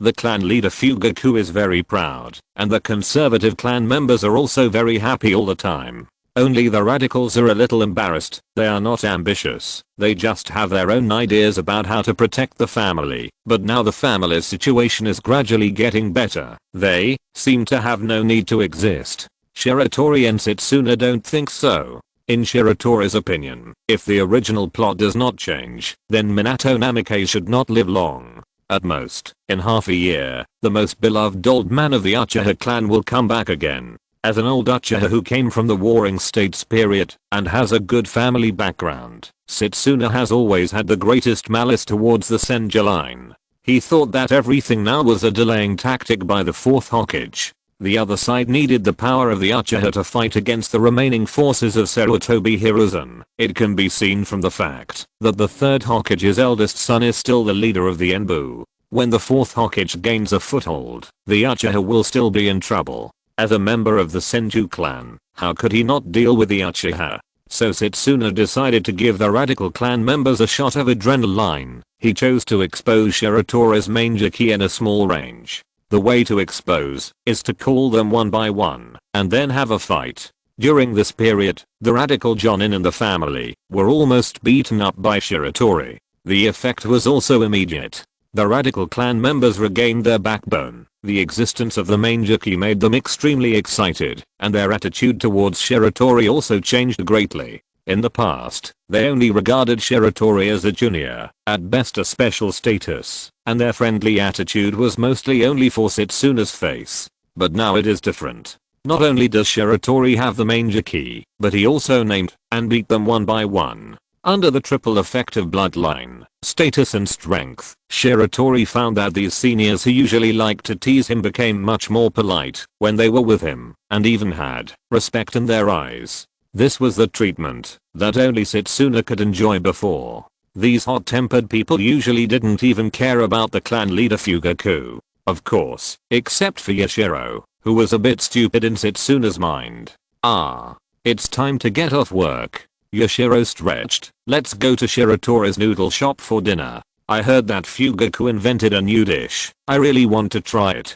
Shiratori and Setsuna turned their heads together, expressionless. What's wrong? Yashiro was scared by being stared at, especially Setsuna's pair of grey eyes. Although he couldn't see anything, the pressure was full. I heard that Inahori and Tiho were injured when they were catching spies. Setsuna said in a faint tone. It seems to be true. Then what are you still doing here? The old man kicked Yashiro on the butt. How do you teach them normally? Why are they so weak? Look at my Shiratori. Go home and reflect on yourself. Yashiro? No. It has nothing to do with me. I'm not their father. Can you blame me for this? Seeing Setsuna raise his foot again, Yashiro fled like a fly. In order to practice without being disturbed, Shiratori stayed at Setsuna's house. After dinner, seeing that Shiratori's condition had almost recovered, Setsuna lay on the recliner in the yard and took out a plate of fried beans. Seeing this plate of fried beans, Shiratori's face turned bitter. Here it comes again. Compared to this thing, he would rather be tortured 7 or 8 times a day by the Yangdun secret technique taught by his grandfather. Let's get started. After 50 beans, you can move freely. 50? Shiratori raised his voice. Isn't it 30? It's increased. Setsuna leisurely blew the evening breeze. Today, that idiot Yasei made me angry. He even tried to trick me into eating garbage in that bastard Fengai's store. If you have any dissatisfaction, go find him. Uchiha Yasei, who was training, beating, the Inahori brother somewhere, suddenly sneezed. He felt that someone wanted to harm him, and it was most likely the 2 little bastards in front of him, so he decided to increase the intensity. Okay. Shiratori gritted his teeth. He burst into golden flames all over his body, and golden bones appeared around his body. As he gradually exerted force, in addition to the ribs that protected him, a golden arm also grew out from his side. Susanoo. Let's get started. Setsuna pushed the small plate on the table towards Shiratori. Shiratori controlled Susanu's arm and slowly reached out to the stack of beans. The golden giant hand opened its fingers and gently pinched it. Click. With a slight sound, the beans broke into pieces. Continue. 10 minutes later, all the beans were consumed, and only 7 were picked up by Shiratori's Susanu and successfully placed on the table. Tingmu, where are you? Hurry up and bring another plate of fried beans. Hearing Setsuna's roar, grandson Tingmu walked over with a pained look on his face. He glared at Shiratori, then looked at the golden skeleton that enveloped Shiratori, turned around and left without daring to say a word. There are still 43, come on. Setsuna picked up a bean and threw it into his mouth. So Shiratori started this torturous control training again. In fact, Susanu is very suitable for Shiratori because this ultimate eye technique can bring all of Shiratori's advantages to the extreme. Susanu is a special yin escape. When it is activated, it first extracts the user's spiritual energy and transforms it into yin nature chakra, and then uses the yin escape's ability to create entities to shape the form of Susanu. But this form is just a vague framework, equivalent to a shell. After the empty shell is completed, a large amount of ordinary chakra needs to be extracted for high intensity compression and injected into the body to form the final Susanu. Therefore, the use of Susanu requires spiritual energy to control and shape. Ordinary chakra is needed for compression and filling, and finally physical energy is needed to maintain the user's head from blowing up due to backlash. Mental energy, physical energy, chakra. This is simply the ultimate ninjutsu tailored for Shiratori. He even fantasized that when his body is fully developed and his mental, physical energy and chakra reach their peak, he might be able to open Susanu for a day. Of course, as for how many days he needs to lie in bed after opening it for a day, that's not certain. Susanu is the ultimate eye technique of the main Gekio. In theory, it belongs to Yundan, but there is no particularly detailed introduction to its principle in the original work, so the author made a small secondary creation and turned it into a special Yundan, highlighting the advantage of the protagonist's large amount of chakra and opening a small cheat. Chapter 70 White Bird's Reminder. Time flies. Ordinary civilians may not feel anything, but almost all the ninjas who are the big shots of the village are aware that the atmosphere in Konoha village is beginning to become tense. The reason for this should be that the time for the delivery of the wife of the 4th Hokage, the Ninetales Jinchuriki Uzumaki Kushina, is approaching. At that time, the seal of the Ninetales will be the weakest. Uchiha Shiratori walked on the street, a little distracted.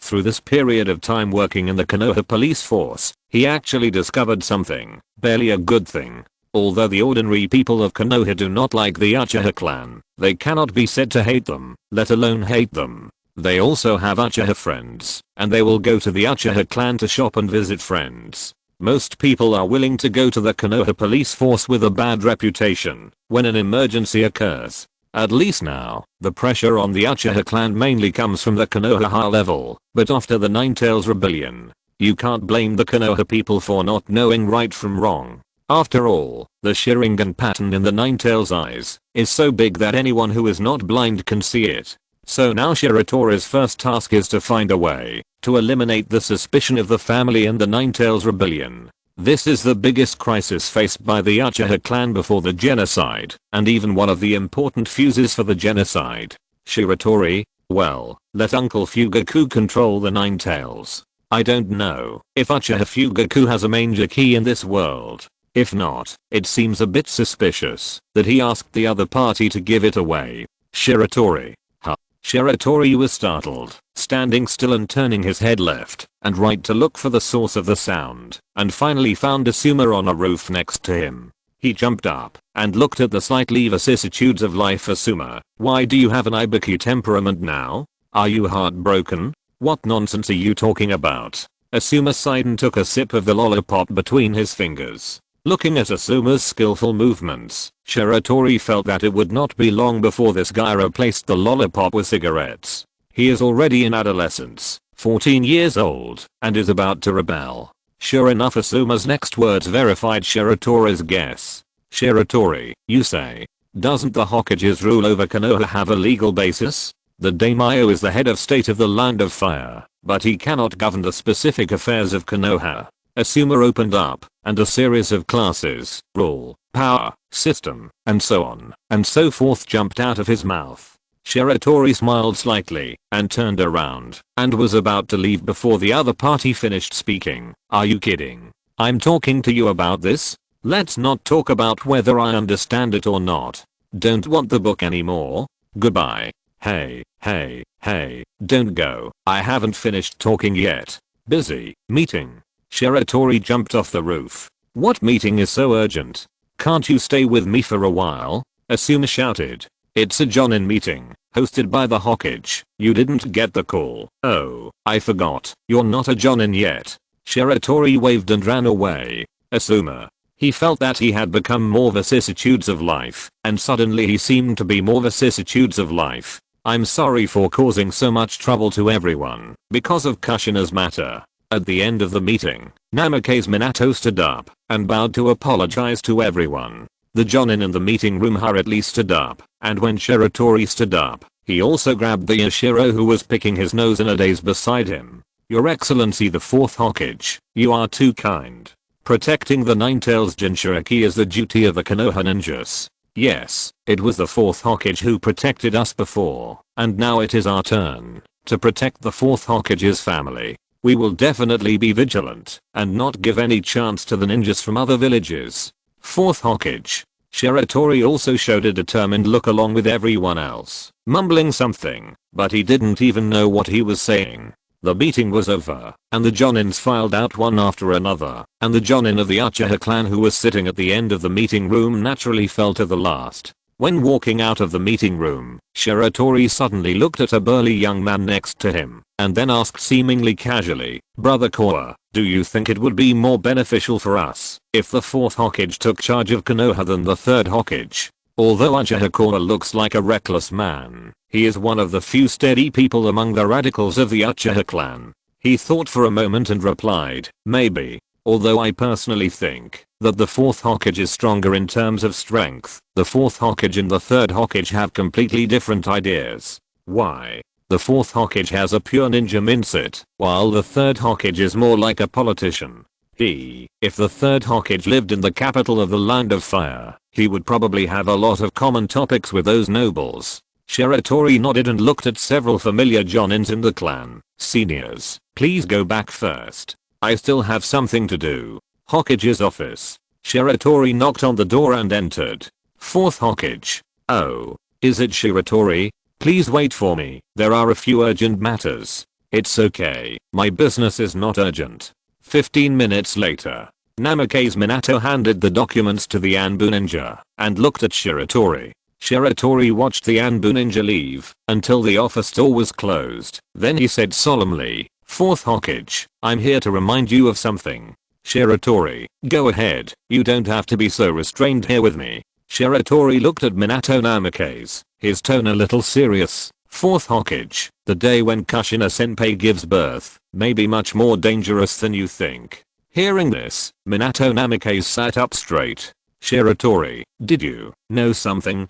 Shiratori didn't say anything, just looked at Minato Namake quietly. Minato Namake suddenly realized, and he promised Shiratori that he would never leak today's conversation, and Shiratori also believed in Minato Namake's promise. At least the other party's character was fine. Then Shiratori's words startled Minato Namake's, and almost made him jump up. Uchiha Madara may not be dead. He certainly couldn't explain the matter of Obito, otherwise he would become a charlatan, so he simply pulled out Uchiha Madara. Anyway, this ancestor was not clean. He roughly explained Izanagi to Minato Namake's. Of course, the specific effect, activation conditions, activation cost and even the name of the technique were not mentioned.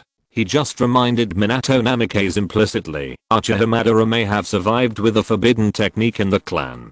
Uchiha Madara has the Mangekyou Sharingan, and has signed a summoning contract with the Nine-Tails. Although he is very old now, if he is not dead, he still has to be on guard. Minato was very grateful for Shiratori's reminder, and he said he would definitely take it seriously. Shiratori talked to Minato for a few more words, and then stood up and said goodbye. He walked out of the Hokage building and suddenly laughed. You still don't trust us? In fact, on the day when the Jinchuriki gave birth, the Uchiha clan should be the ones who should be guarding the most. Ordinary Sharingan cannot control the tailed beasts, but if the seal of the Jinchuriki is loosened, the Uchiha Sharingan can completely cooperate with the Jinchuriki to suppress the tailed beasts. Of course, the guarding work this time is entirely undertaken by the Anbu, and all other Jonin in the village will not participate in it. So on the surface, there is no suspicion or doubt of Uchiha. Shiratori feels that he may think too much.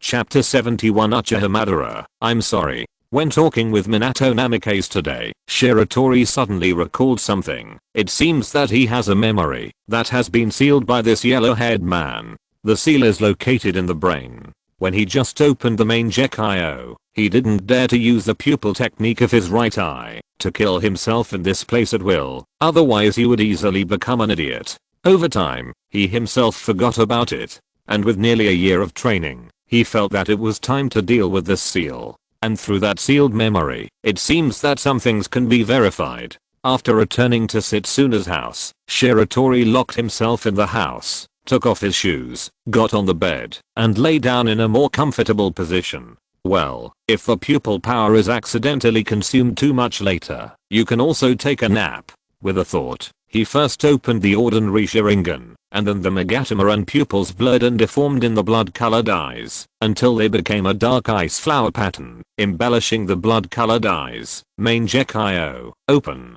Kamajiki. His right eye slightly widened, bloodshot streaks all over his eyeball. The power of Kamajiki gradually descended into his body, and under his intentional control, gradually gathered in his mind. However, nothing was found. The power of Kamajiki did not scan any negative state in his body. Shiratori was not surprised by this. Namikaze Minato's sealing skills were quite advanced. If he wanted to break it, he had to increase the power. He slowly increased the strength of Kamajiki until the nerves in his head were throbbing slightly, and finally found an abnormal black spot deep in his brain. That's it.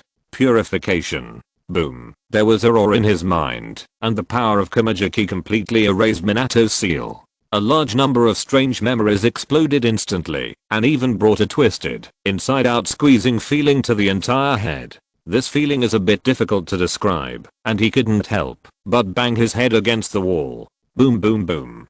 Tingmu, who lived next door to Shiratori, was eating noodles, but he was frightened by the sudden noise, and a noodle sprayed out of his nostrils. 10 minutes later, the boiling memory finally calmed down. Shiratori bypassed the wall and began to check the memory bit by bit. After looking at it, he found that there was a lot of useful information. What about the improvement of Chidori, the inexplicable arrival of Team 7, and Naruto was very familiar with him. Of course, the most important thing was about Minato Namikaze. Through Naruto's reaction, when he saw Minato Namikaze, Shiratori deduced that the 4th Hokage Minato Namikaze died in the Ninetales Rebellion in Konoha village. Now that this matter has been confirmed, some arrangements within the clan must be changed. For example, after the Ninetales Rebellion, how to clear the suspicion of the Uchiha clan. For example, when the Ninetales Rebellion broke out, how to reasonably and efficiently show off in front of the ninjas and the people of Konoha, so that the family's contribution can be seen by all.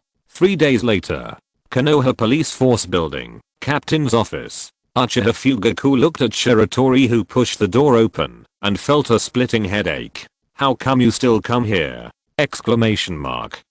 This junior of his is obviously working in the police force, but he is nowhere to be seen all day long. Whenever he has time, he either practices or harms his precious son. During this period, Shiratori often went to Itachi to discuss life and the topic. "You are the designated successor of the radical faction. How come you keep talking about the will of fire and the Konoha spirit in front of my precious son? In your mouth, the Sandaime is the best Hokage in Konoha's history, and even Shimura Danzo has become a hero who endures humiliation for the village. Tell me yourself, isn't your behavior very strange? Are you sick?" Fugaku was almost crazy, but with his cunning, even if he was upset inside, he still smiled on the surface. "It's Shiratori, how come you have time to come here today?" Fugaku said softly, with a kind smile from an elder to a younger person. "Uncle Fugaku, good afternoon." Shiratori's face was also a naive smile that had been tempered for 1,000 times. I have something to ask you.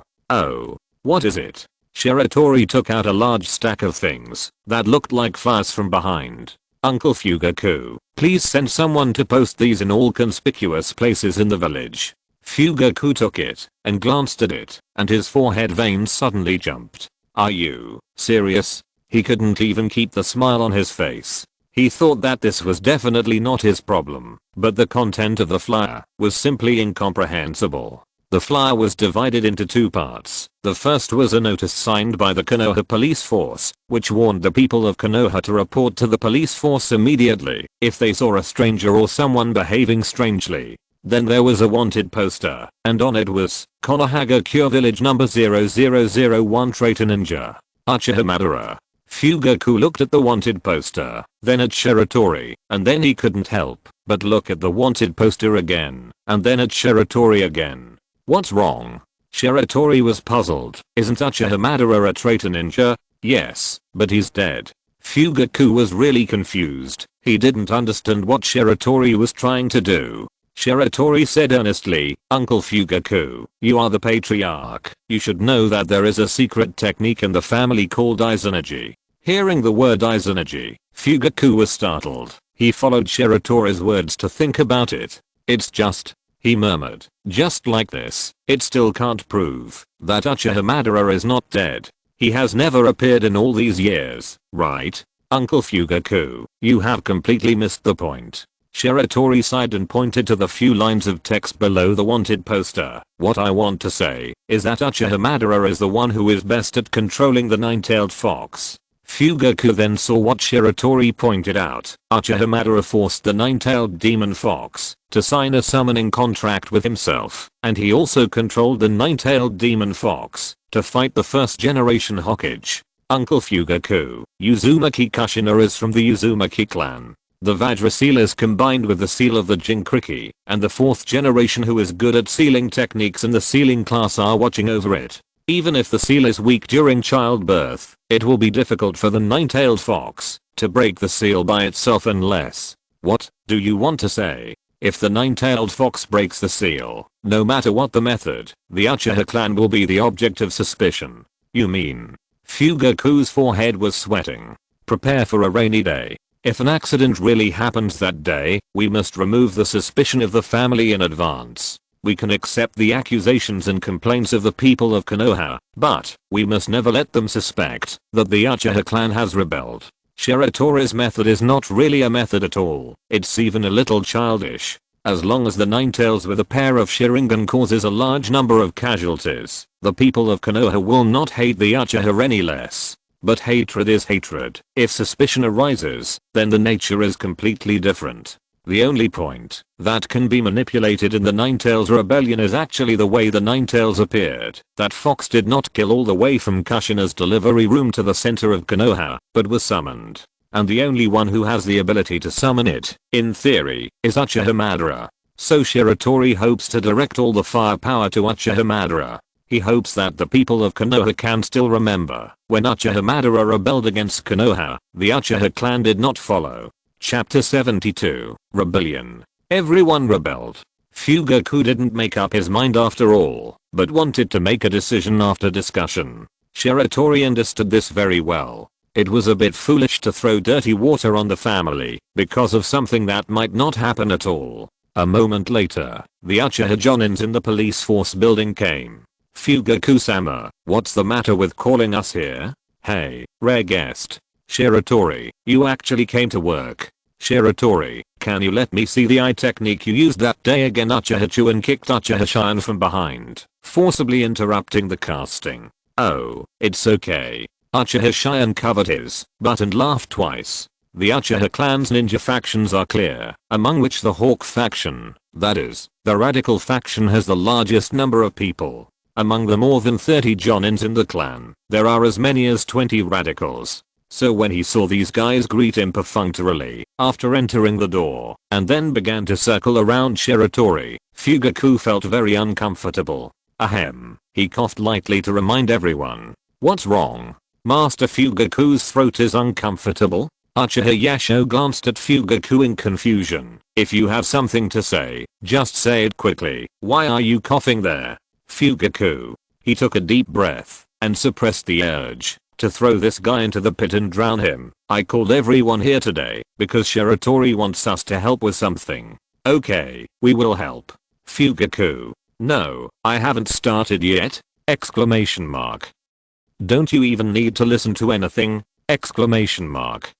He gritted his teeth. This matter still needs to be discussed, because okay, let's vote. I agree to help. Yasho raised his hand. Then more than half of the jonin in the room raised their hands. Fugaku covered his chest. What? Can't you let me finish what I want to say? Yasho, I'm the clan leader. You guys are a little disrespectful to me. Shiratori felt a little guilty. He felt that he was a little sorry for Fugaku because he had told the old man about this matter, including the memories in Lowland before, and the old man finally agreed to this matter after weighing the pros and cons. And these radical jonin had already learned about the situation from the old man, and now they are acting out. The Yasushi symbolically counted the number of people, overwhelming advantage, then the matter is happily decided. Then he patted his head, as if he suddenly remembered something. By the way, Lord Fugaku, what can I do for you? Fugaku. After everyone left, a clan leader who had no sense of participation in the whole process, slammed the table heavily. It is said that the Maverick Uchiha clan may split Konoha.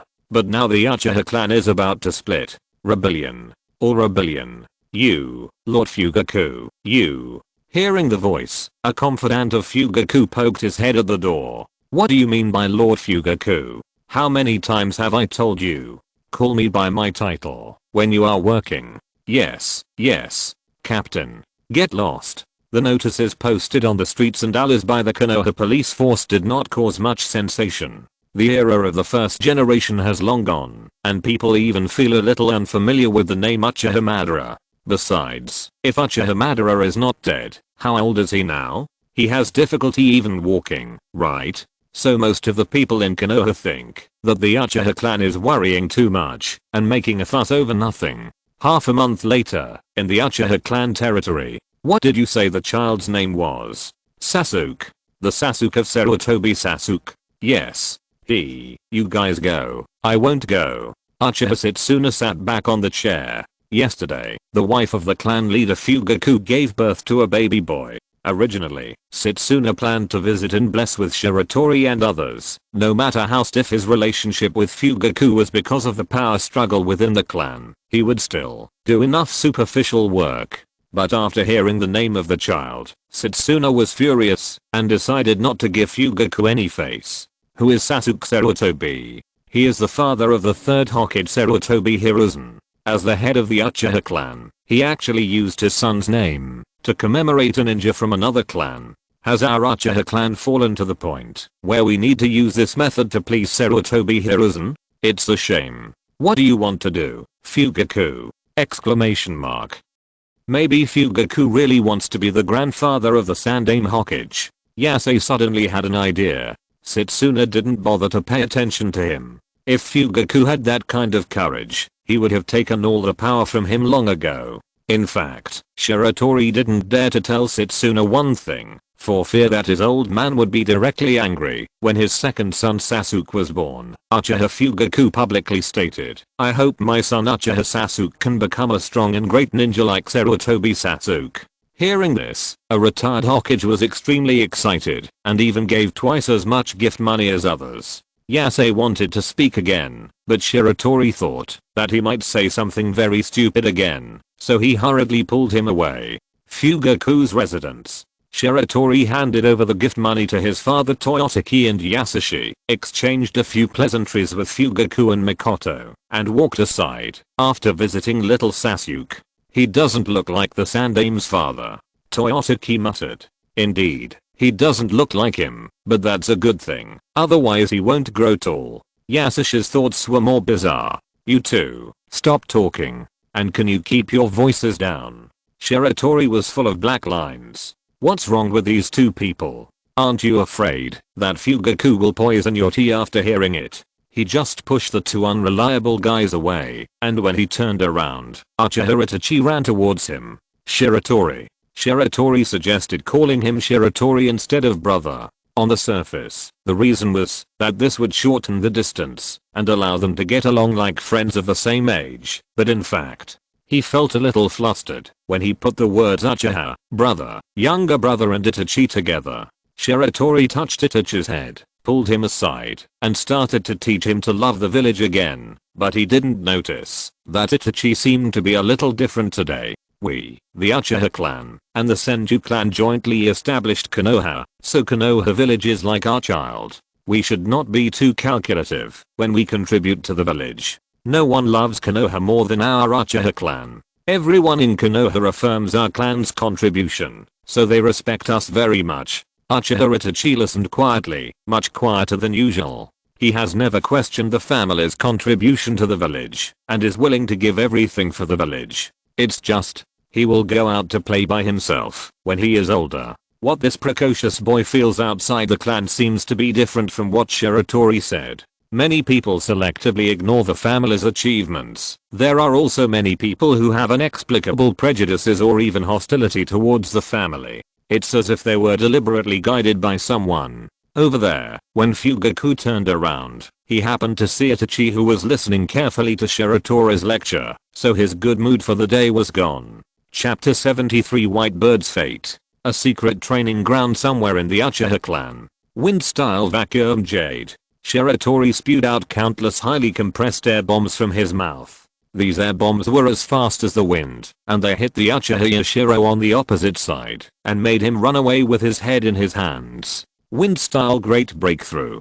It's not over yet. Taking advantage of the moment when Yashiro barely avoided the vacuum jade with his awkward movement, Shiratori spewed out a violent wind from his mouth again, and directly blew away the Yashiro, who had no time to dodge. You kid, stop it. Fire-style great fireball jutsu. Facing the surging huge fireball, Shiratori calmly formed a seal, and clapped his hands on the ground. Earth-style earth flow wall, or thick rock and soil wall, rose from the ground, completely blocking the flames. At the edge of the training ground, Setsuna, who was watching the battle, drank a sip of tea, and a satisfied look appeared on his face. His disciple finally mastered all 5 types of chakra nature changes. Although he was best at fire escape and lightning escape, he was also good at other escape techniques. This battle was to test Shiratori's proficiency in wind, earth, and water escape techniques, so Yashiro was temporarily pulled in to act as the opponent. Yashiro disagreed at first. After all, no one would get addicted to being beaten, but Setsuna promised to prohibit Shiratori from using physical skills, Manjaki, and fire and lightning escape techniques. He got excited when he heard it. Isn't this just asking me to beat people for fun? This task is accepted. Little Shiratori. Let the distinguished Uchiha elite ninja, Uchiha Yashiro, teach you a lesson. But the direction of things seems to be a little wrong. Beat him. Shiratori, beat him hard.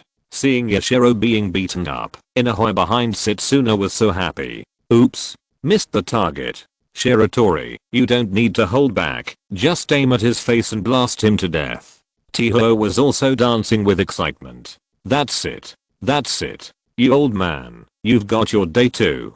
I'm so pissed off. Hearing the interference from outside the arena, Yashiro was furious. He felt that the seals in his hands had never been so fast in his life. Thunder escape, thunder spear. His arm was wrapped with lightning, and he punched Shiratori's earth wall, and then, he didn't penetrate it, and even the mark of his fist was not obvious. Yashiro. Damn it, what the hell is this? Exclamation mark. You hit a steel plate in the earth wall. Exclamation mark.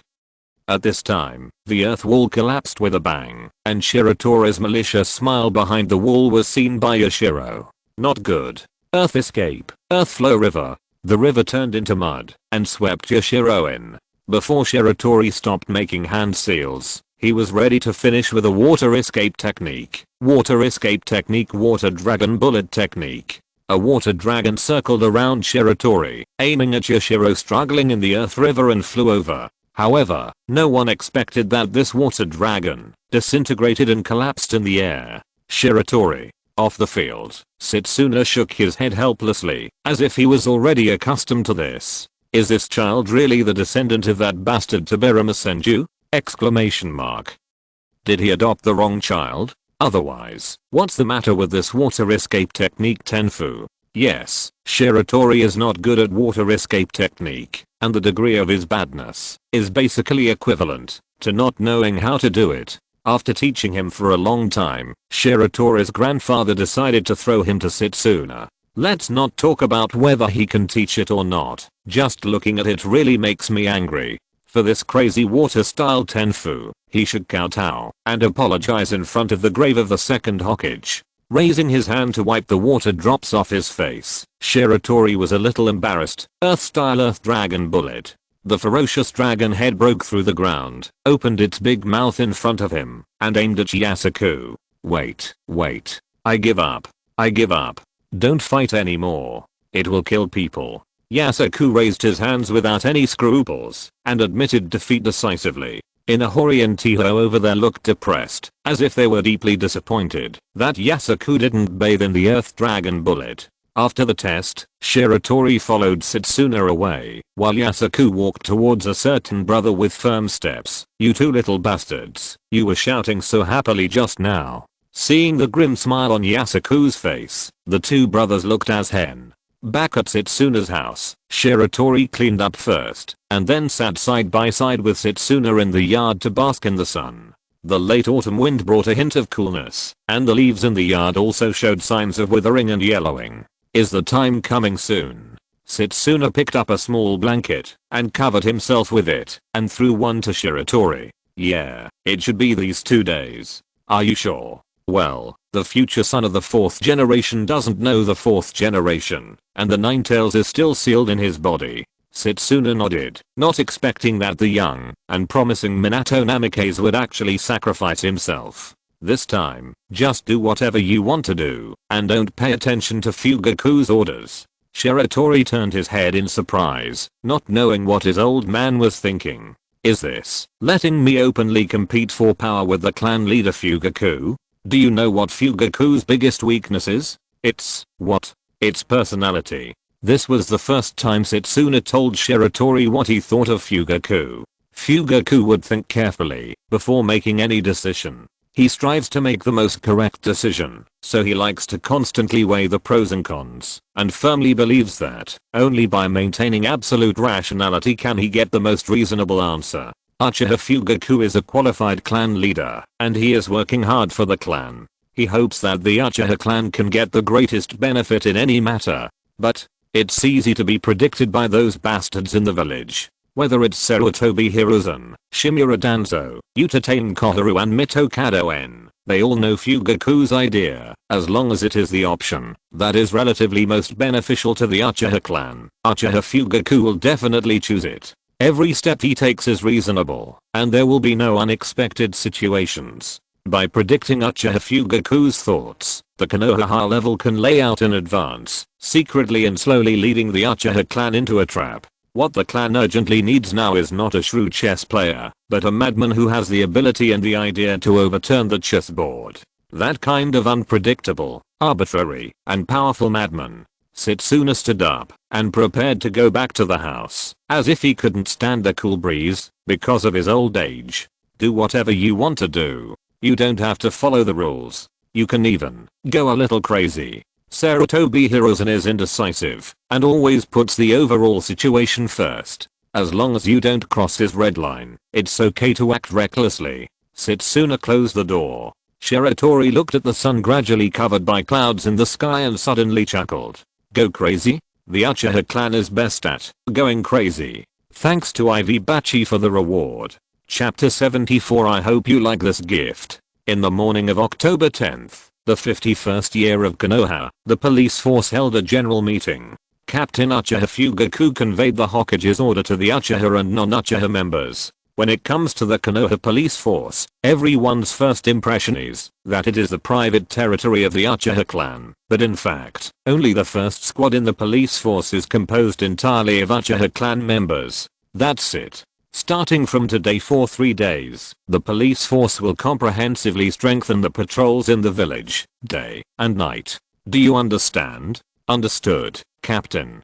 Shiratori stood up with everyone else. Before leaving, he glanced at the Konoha map hanging on the wall. The patrol range of the police force is very interesting. It is only responsible for half of the village. The remaining half is near the Hokage building and the Jinkriki's delivery room. TSK. If the top leaders really let the Uchiha clan, who are the most suitable to deal with the tailed beasts, to guard, with Shiratori's manger key and his understanding of that bastard Obito, there might be room for redemption. But now, even if the Uchiha clan wants to reinforce when something happens, they will probably have to run around the village for a while. And looking at the composition of the personnel in the delivery room, even Kakashi, the direct descendant of the 4th generation, cannot enter the core of the guardline loop, so this time the security work is probably not the idea of Minato Namikaze himself, but the joint decision of the Konoha top leaders. Since the Konoha top leaders are so afraid of the Uchiha, Shiratori has no intention of licking his face and selflessly devoting himself. Good luck. Walking out of the police force building, Shiratori was thinking about how to act tonight. When his peripheral vision inadvertently swept across the wall, he suddenly found a bunch of shadows. He turned around and saw the radical Jonin and the Uchiha clan standing behind him. "Why are you following me? I'm going to the old man's house for a meal. You guys are going too?" "Yes, we are going too. The food at the old man's house is delicious." Yasuo nodded. Uchiha reached out and pushed the nonsense Yasuo aside and said, "It's like this. Elder Setsuna asked us to go to his house for a meeting. It's about the protection of the Ninetales Jinchuriki tonight." "Didn't the meeting just end?" Shiratori pointed to the police force building not far away. Elder Setsuna said, "Don't pay attention to the order of the head of the Fugaku clan. Let's have a new meeting. Shiratori, you will preside over it."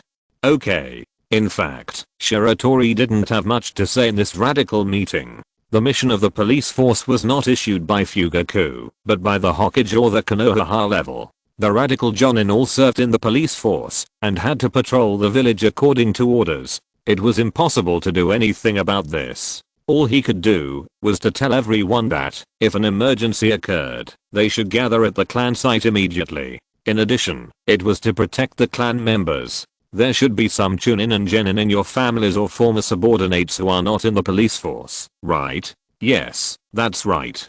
Do we need to call them over? No, let them disperse to various places in the clan territory and be ready to escort the clan members to evacuate to a safe place at any time. Although the Jonin present did not understand why Shiratori was so sure that something would happen tonight, they still nodded in agreement. In fact, if they wanted to better protect the clan members, they should arrange for them to pack up and evacuate now.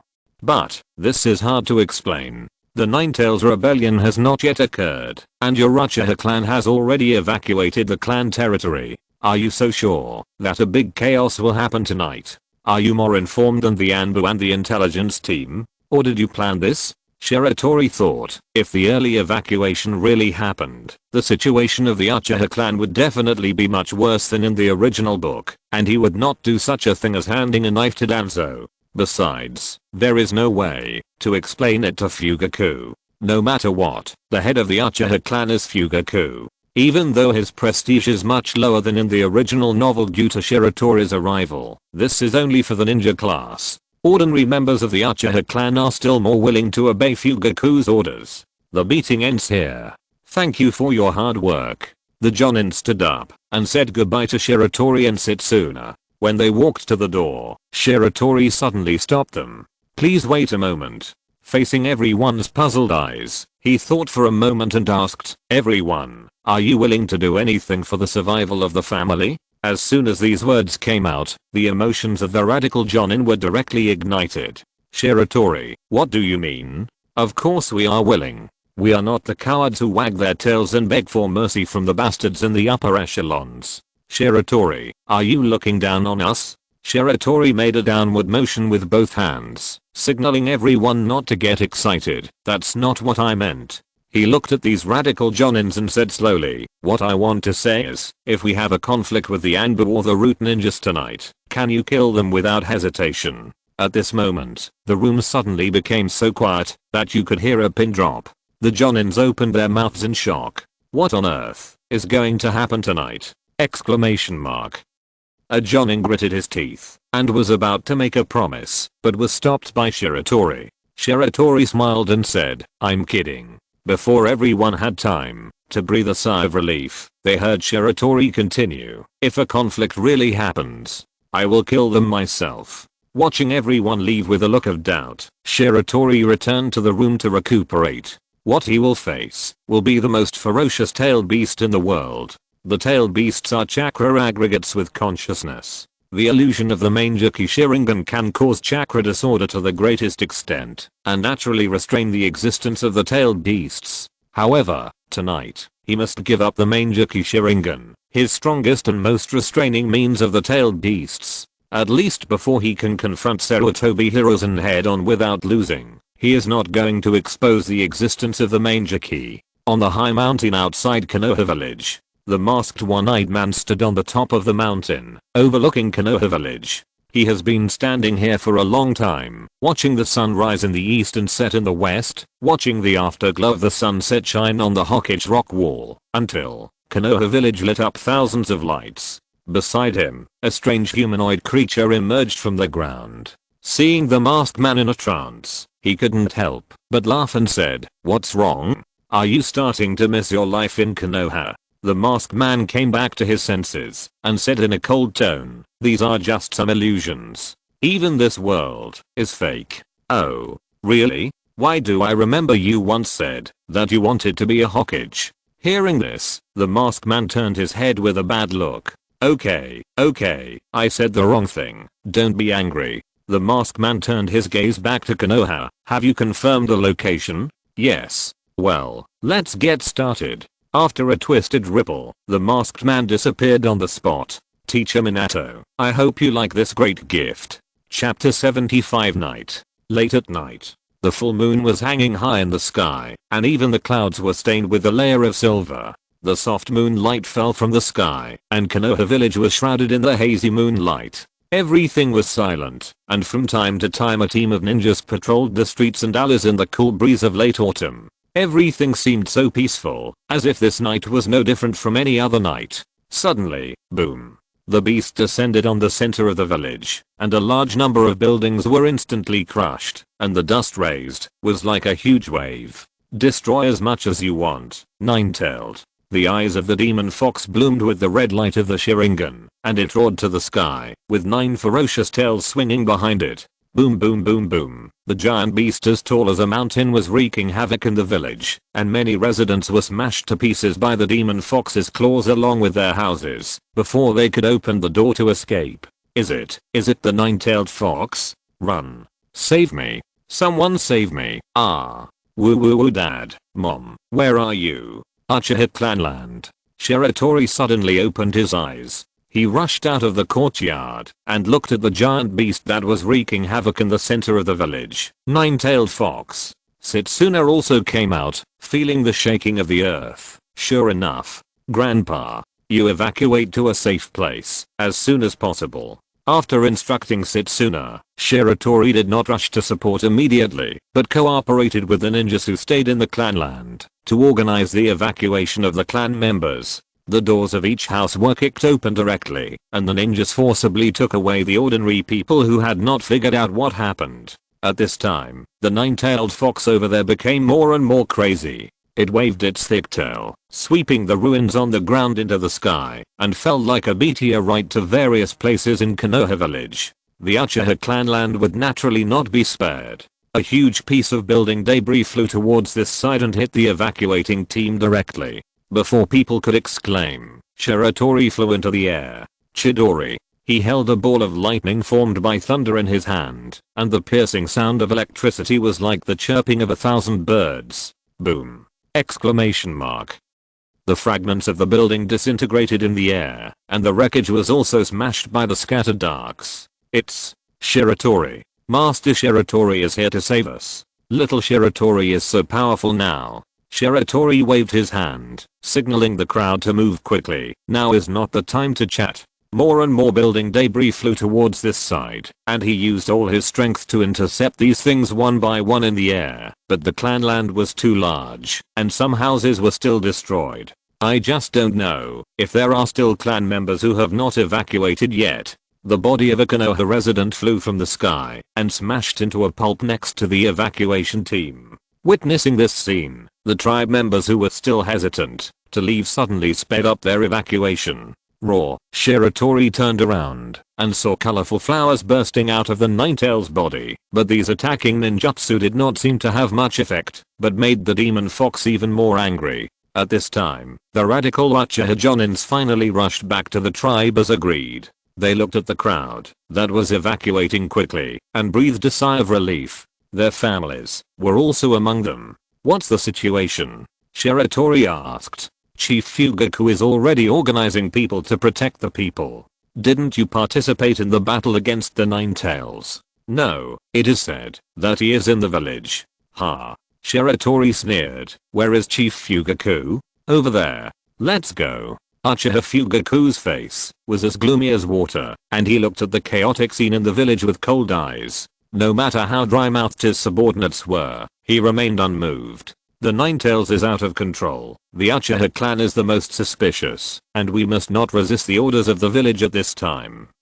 In his opinion, the Uchiha clan must unconditionally obey the orders of the village leaders at this time. Only by showing absolute obedience can the Uchiha clan dispel the doubts of the leaders to the greatest extent, which is also the most beneficial to the clan. Uncle Fugaku. Fugaku turned around and saw Shiratori running towards him and a large number of clan ninjas following behind him. His eyes fixed. When the Ninetales appeared, these ninjas ran away without saying hello. This behavior is not an exaggeration to be charged with desertion. He thought these people were worried about the situation in the clan. In fact, he was also worried in his heart, so he turned a blind eye and let them go to support the clan. But now it seems that doesn't seem to be the case. Shiratori, why are you here? And you? He narrowed his eyes. Uchiha Shiratori did not have a specific mission. This was determined during the police force meeting. This kid never listened to Fugaku's orders, so in order to avoid any accidents, he threw Shiratori back to the clan. Uncle Fugaku, why don't you go to the Ninetales for support? This is the order of the Hokage. Our clan only needs to evacuate. Bullshit order.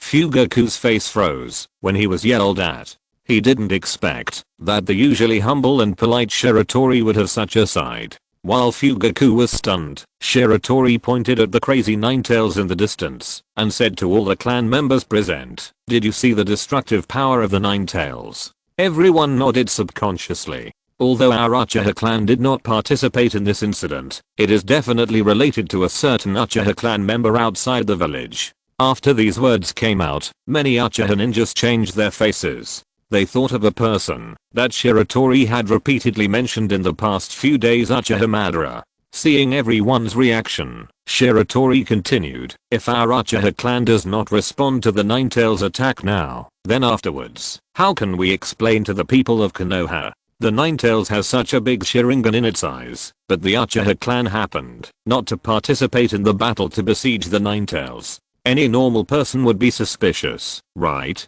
Fugaku also came to his senses. Shiratori, but the order we received. He understood what Shiratori wanted to do, but in his heart, the Hokage's order was more important. If it was violated, it would be very detrimental to the family. I said, "I don't care about this shitty order." Shiratori interrupted Fugaku rudely. He ignored the other party's extremely ugly face and shouted to the Uchiha ninjas, "Those who are willing to follow me and willing to disobey orders to clear the family's suspicion, step forward." All the radical Uchiha ninjas took a step forward without hesitation, and some neutral and even conservative people also chose to follow, after gritting their teeth. Very good. Shiratori was very satisfied. "Let's go to support now." Before he finished speaking, three figures suddenly appeared here. Uchiha Shiratori Jonin, are you going to resist the village's order? Shiratori turned around and stared at the mask on the other's face. Root. He laughed inexplicably. Very good. After going crazy, use the root's debris to make the first move. Is there anything more perfect than this? End of this chapter. Thank you very much for reaching the end. Don't forget to like. Looking for more exclusive content and immediate access? Subscribe to our Patreon. Remember, every like subscription, or donation encourages us to continue. Thanks to everyone. See you in the next video.